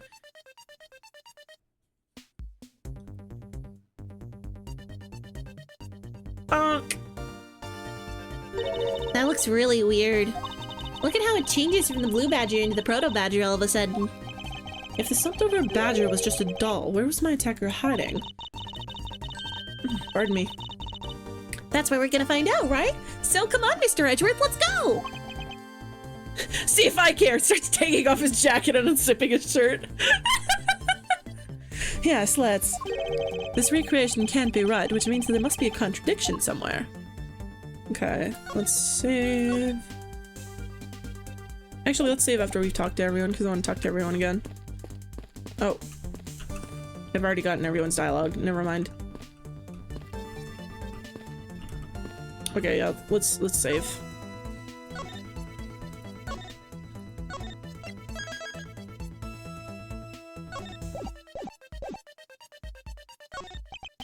It's the Proto Badger who struck me. I suppose I should really say that it is Lance. Ugh, are you gonna get him back? I need not resort to violence when the lawsuit I plan to bring the court will suffice.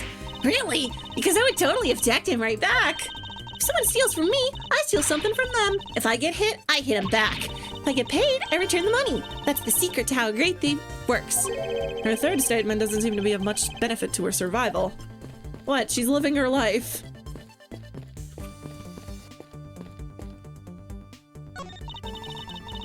This is where the proto badger shows up in our recreation. Yes. Now the question is, where did he come from? Yeah, but there's no place to hide in our current model. There must be an inconsistency somewhere. Won't rest until I've investigated every suspicious-looking nook and cranny. Let's go!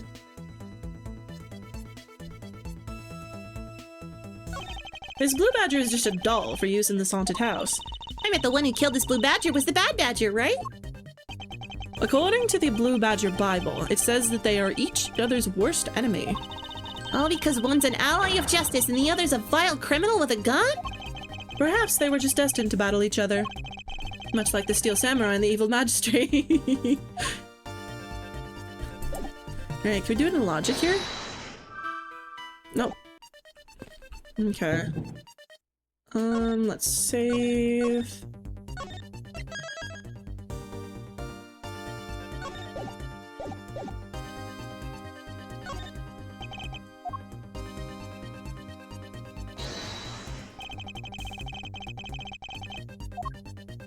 I think what happens is a mirror. No. I don't want to see what happens when we lose.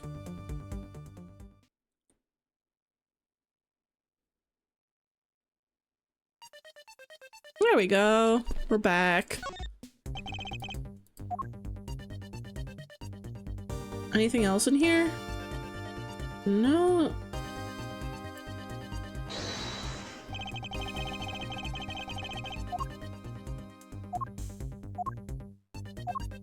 So it's not this.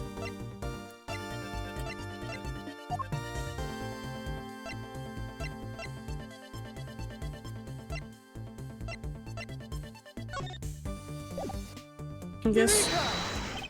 No.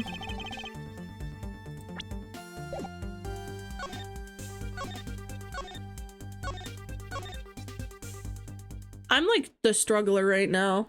I don't know why this case has suddenly become so difficult. I used to be so good at this! Okay, is there anything? We've gotten everything on the badger. There's nothing else here, so...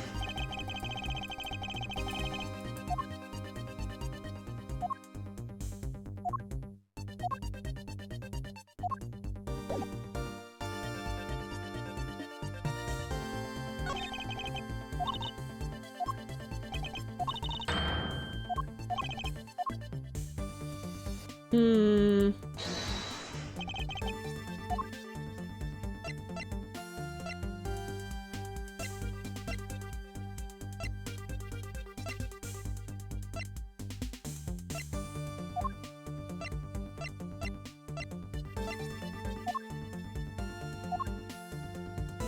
Am I stupid?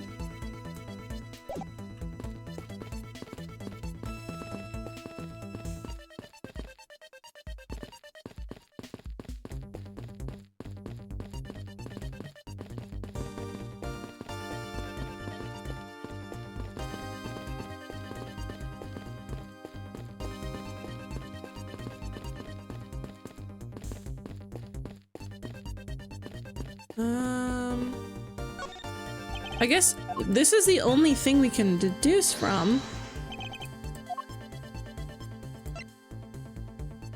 This? Eureka! Hold on a second here. There's something wrong with this blue badger. Is there? Huh? Like what? The way that the belt is on him is opposite of... Oh, I didn't even notice that.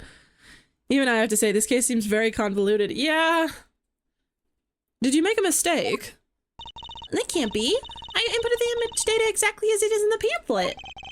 So why is the blue badger dressed up in reverse? Oh, it's like a mirror. It's a mirror trick. It's a freaking mirror trick.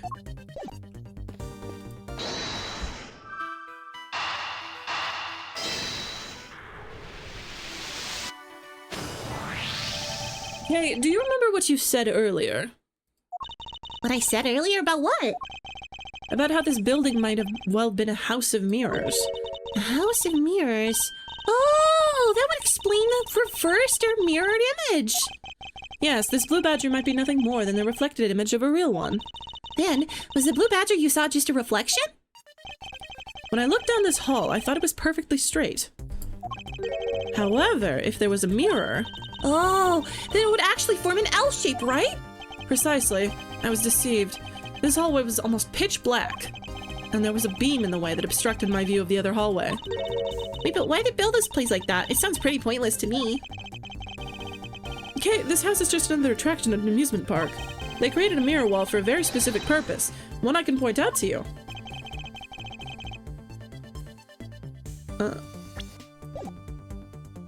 Oh shit, I'm scared. Disappearing badger.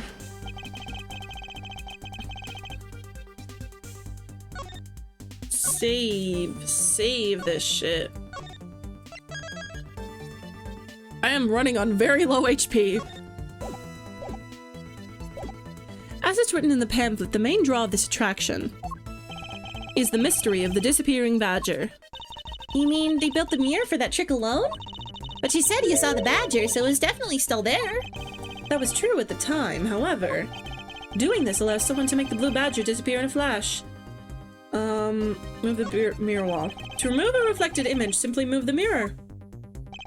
First, the mirror was constructed so that it could be moved. Then, beyond where the mirror was, an empty hallway had to be created.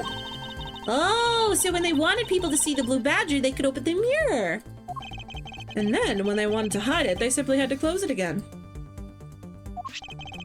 This explains why the other side of these fragments have a design on them. Ah, and if the pattern is the same as the other walls in this hallway... Then, when the mirror is closed, it would blend in with the rest of the walls. This is the mirror trick that this haunted house employs. And this also proves the existence of a hiding place for the culprit. Huh? How so? Think about it, Kay. There was a place that was outside of my field of vision. By hiding here. Here. Right here. Take that! There was a very large blind spot, one I could not see beyond, and it was here. If my assailant hid on the other side of the movable mirror... Then you wouldn't be able to see him! He didn't even need to do anything to the blue badger at all. Exactly. All he had to do was wait for me on the other side of the mirror. Wait, hold on. I just thought of something. Yes? Well, shouldn't the mirror wall be broken right now? In reality? Since we have a few shards of it, we can probably assume that it is. Yes, it most definitely is broken. The question is, when was it broken? Since we found these inside the victim's costume, that would mean the victim was there when the mirror was broken. Wait, that sound... Where did money go? Now.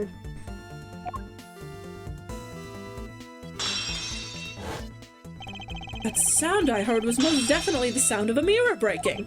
Kay, I'd like you to input some new information. Ah! Don't scare me like that! Sorry, but I need you to recreate something for me. Sure, whatever you need. So what do you need anyway? If you could first recreate this hallway just before I entered the dining room. You got it! Alright. Ooh. Now this, I believe this is how it was right before I entered the dining room. Although, at the time, I thought it was but a single straight hallway. And then I went inside. It was around then that I heard the sound of a mirror shattering. You heard what? Then? Yes, I believe it was then that the mirror was broken. Okay, so then when you stepped outside into the hallway again... The mirror wall should no longer exist. Kate, please recreate that. Got it!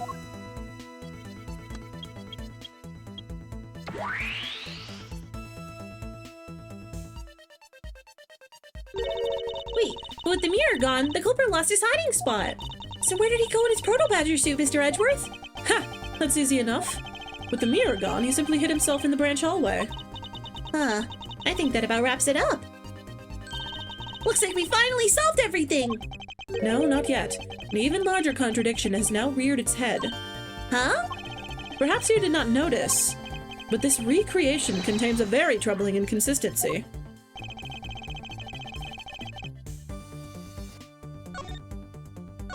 Scared.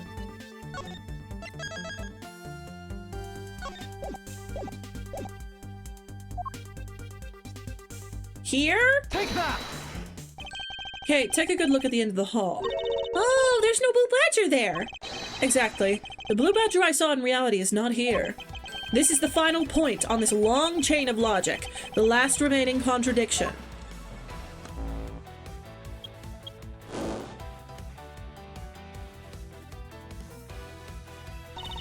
So, let me get this straight. I'm in freaking Gatewater Land. I'm using freaking Little Thief. I'm talking to freaking Edgeworth. And, oh yeah, I'm the Yatagarasu. Yeah, that's something I do now. You saw a badger, right? And that is precisely where the final contradiction lies. Something that shouldn't exist was there before me. Who or what do you suppose it was? I believe this is the real identity of our mystery badger. I think it was the dead body.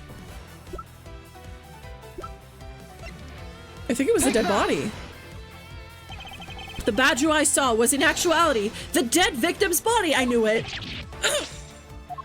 What? Agent Lang, the entirety of my complete logic is my final decisive piece of evidence. I'm going to save my video game.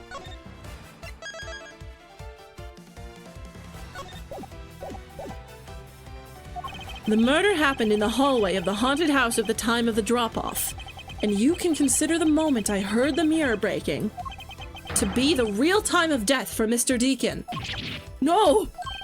Maybe it was due to their fighting, and perhaps it was the life-shattering bullet, but no matter what the cause was, the hallway mirror wall was broken. Ha!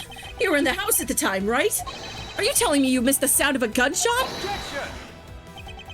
There were a variety of sound effects playing at the time. All for theatrics, I assume.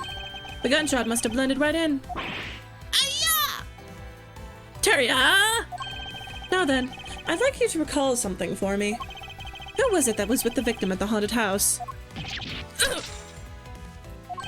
Who was the one who had the opportunity to rob the victim of his gun and use it on him? It was you, Lansamano!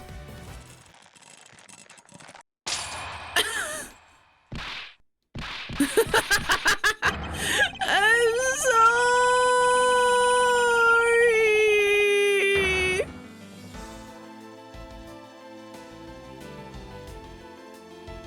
Nice one. It's not like I had a choice. Oliver turned on me all of a sudden. He snapped and turned violent right after I hung up with you. He shoved me to the ground and straddled. What? I fought back as hard as I could, grabbed his gun and I shot him. The bullet must have went through his body and shattered the mirror. If I hadn't taken his gun and shot him first, I would have been the one you found. He's a hardened criminal. He escaped from jail. See? That's justified self-defense. My boy was only trying to protect himself. That remains to be seen and will have to be resolved in court. Agent Lang, I leave the rest to you. As if you were the one in charge around here, pretty boy. Guys, arrest these two and get them out of my sight. Wait, I had nothing to do with the murder. The only person you should be arresting is Lance. Dad, Sorry, but you're not slipping away that easily, Mr. Ernest Amano. You tampered with the evidence so that you could cover for your son. What a great dad you are, willing to risk it all. Truly touching. Ugh. By the way, do you know why I'm really here? And how could I possibly know the answer to such an asinine question? You warned me. I came all this way from across the sea just to see you, you know? You came to see me? What's that supposed to mean? I have a few things to ask you, Mr. Amano, about a case from 10 years ago. A case from 10 years ago? Oh, what's the name that you use here for that case? Sheena! It's known as the KG-8 incident. Oh, the KG-8 incident? Oh, so you remember it. Good. Then you recall that the trigger in this case was the Amano Group scandal. Specifically, the charge of an international smuggling ring. Smuggling? There's that word again. At the time, the person that was arrested as the ringleader was Mr. Amano's very own secretary, Mr. Colin Deveray. Father!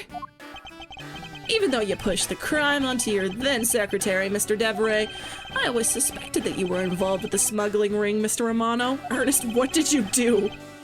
Mr. Deveray was arrested in place of you.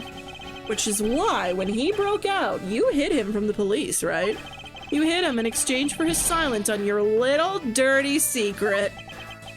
No, no, no, no! Please, calm down.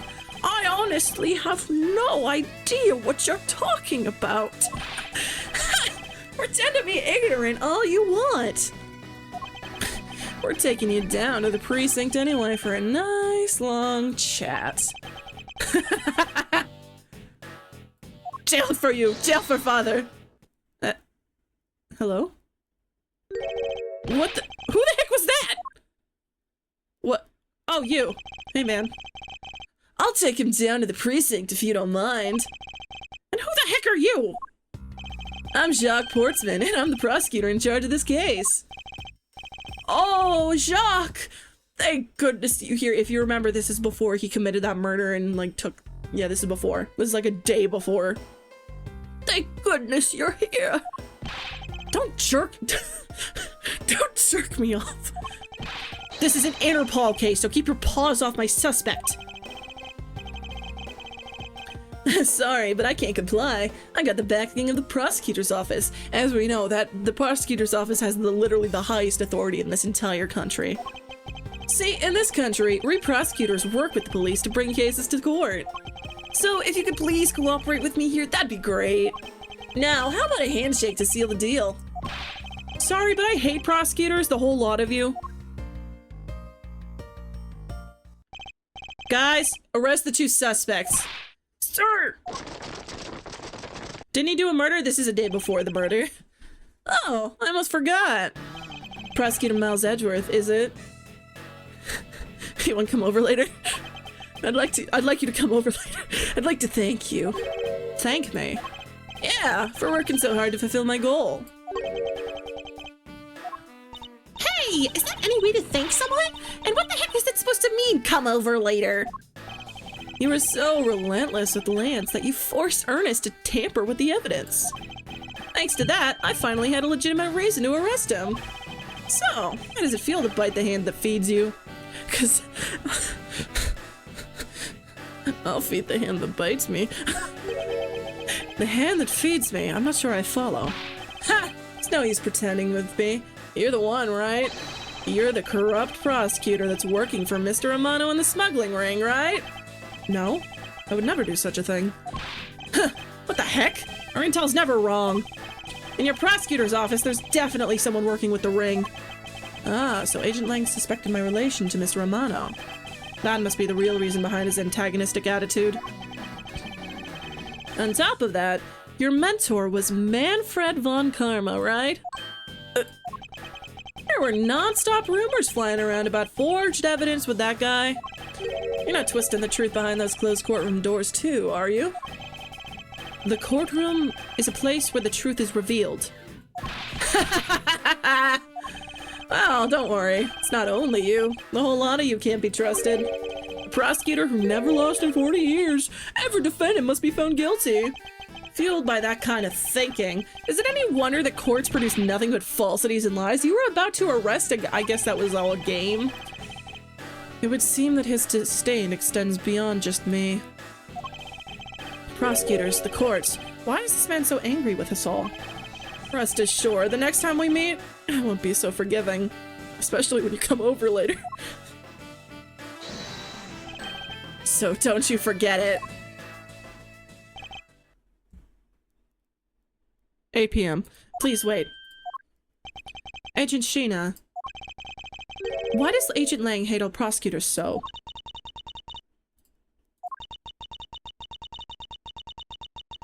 Lang is the head of the long-honored House of Lang and Zhengfa. The heads of all police-related divisions in that country were of Lang blood. Were? What do you mean by that? Aren't they still? They were revered, but that was long ago. They don't hold that sort of sway anymore. And it was all because of the courts. How can that be? A prosecutor once withheld and tampered with the evidence one of the Lang detectives found. That evidence's purity was tarnished and cost the Lang family its honor and trust. But not all prosecutors are like that. Even so, Lang will never respect the court again, or any prosecutor. So Agent Lang is a man who hates all courts and is unwilling to forgive prosecutors. Man, what a piece of work that guy is. Come on, Jam. We better catch up. I can't wait to hang out with you. It's not like I'm gonna murder you or anything. Yeah. We still got to deliver that thing to the old man, after all.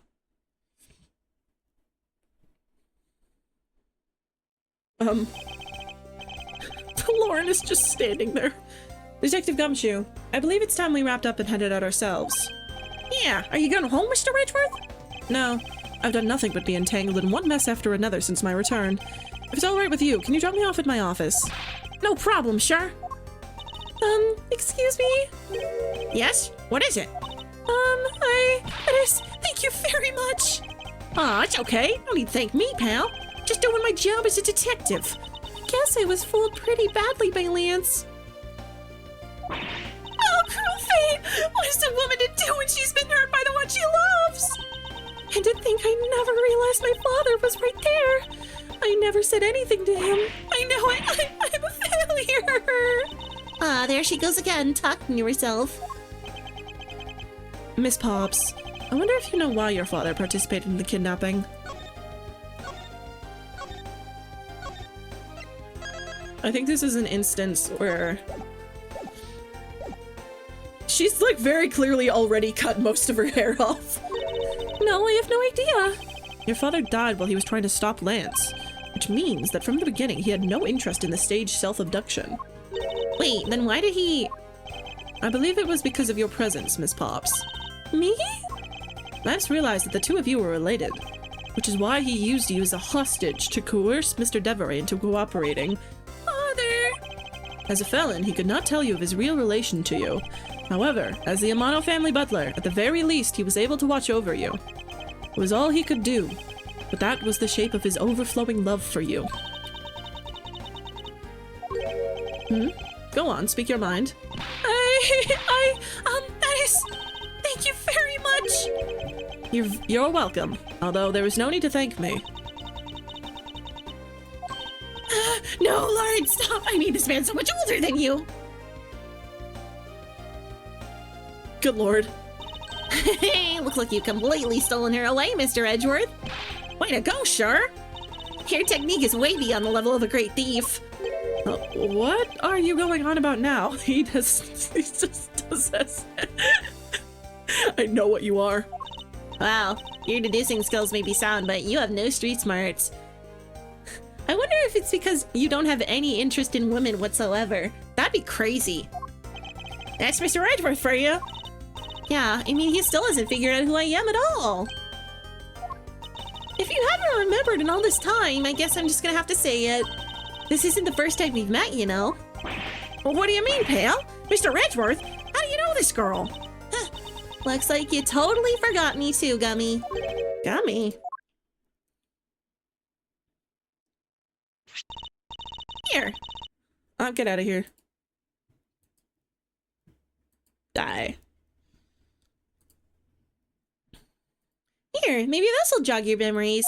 I promised I'd return this to you one day, remember? That single piece of cloth took me back far into my past. To that fateful day 7 years ago, when I first met the then child Kay. And Detective Gumshoe. Yay! That's the end of the case! I think I'm gonna call it here, because there's only like half an hour left. I think it'd be better to start the next case next time. We'll be starting it on Saturday. Is this game set before or after before? Yeah, this is like both AAI1 and AAI2 are set before he Phoenix loses his badge. Okay. Yeah. Is there anything in fan stuff? Nope. Okay. It was a really good time. All right. Thank you so much, everyone who showed up. Let's see who's live right now. I'm gonna be live tomorrow. I mean, not tomorrow. I'm gonna be live the day after tomorrow. I'm gonna be playing more of this game. We're gonna be starting the next case.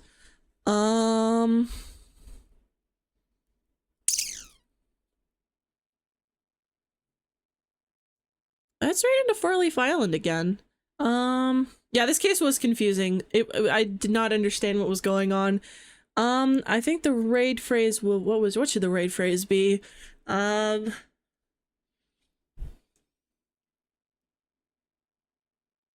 gonna have it be, please don't text Lang back again.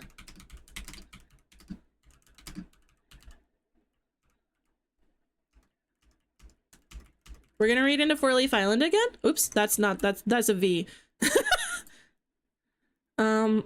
Okay. I will see you guys on Saturday with more Ace Attorney investigations. Thank you so much, everyone who showed up, who came in. Everyone get in the bus, get in the bus. It's not V, it's please don't text Lang back. Alrighty. Bye! Have a good night!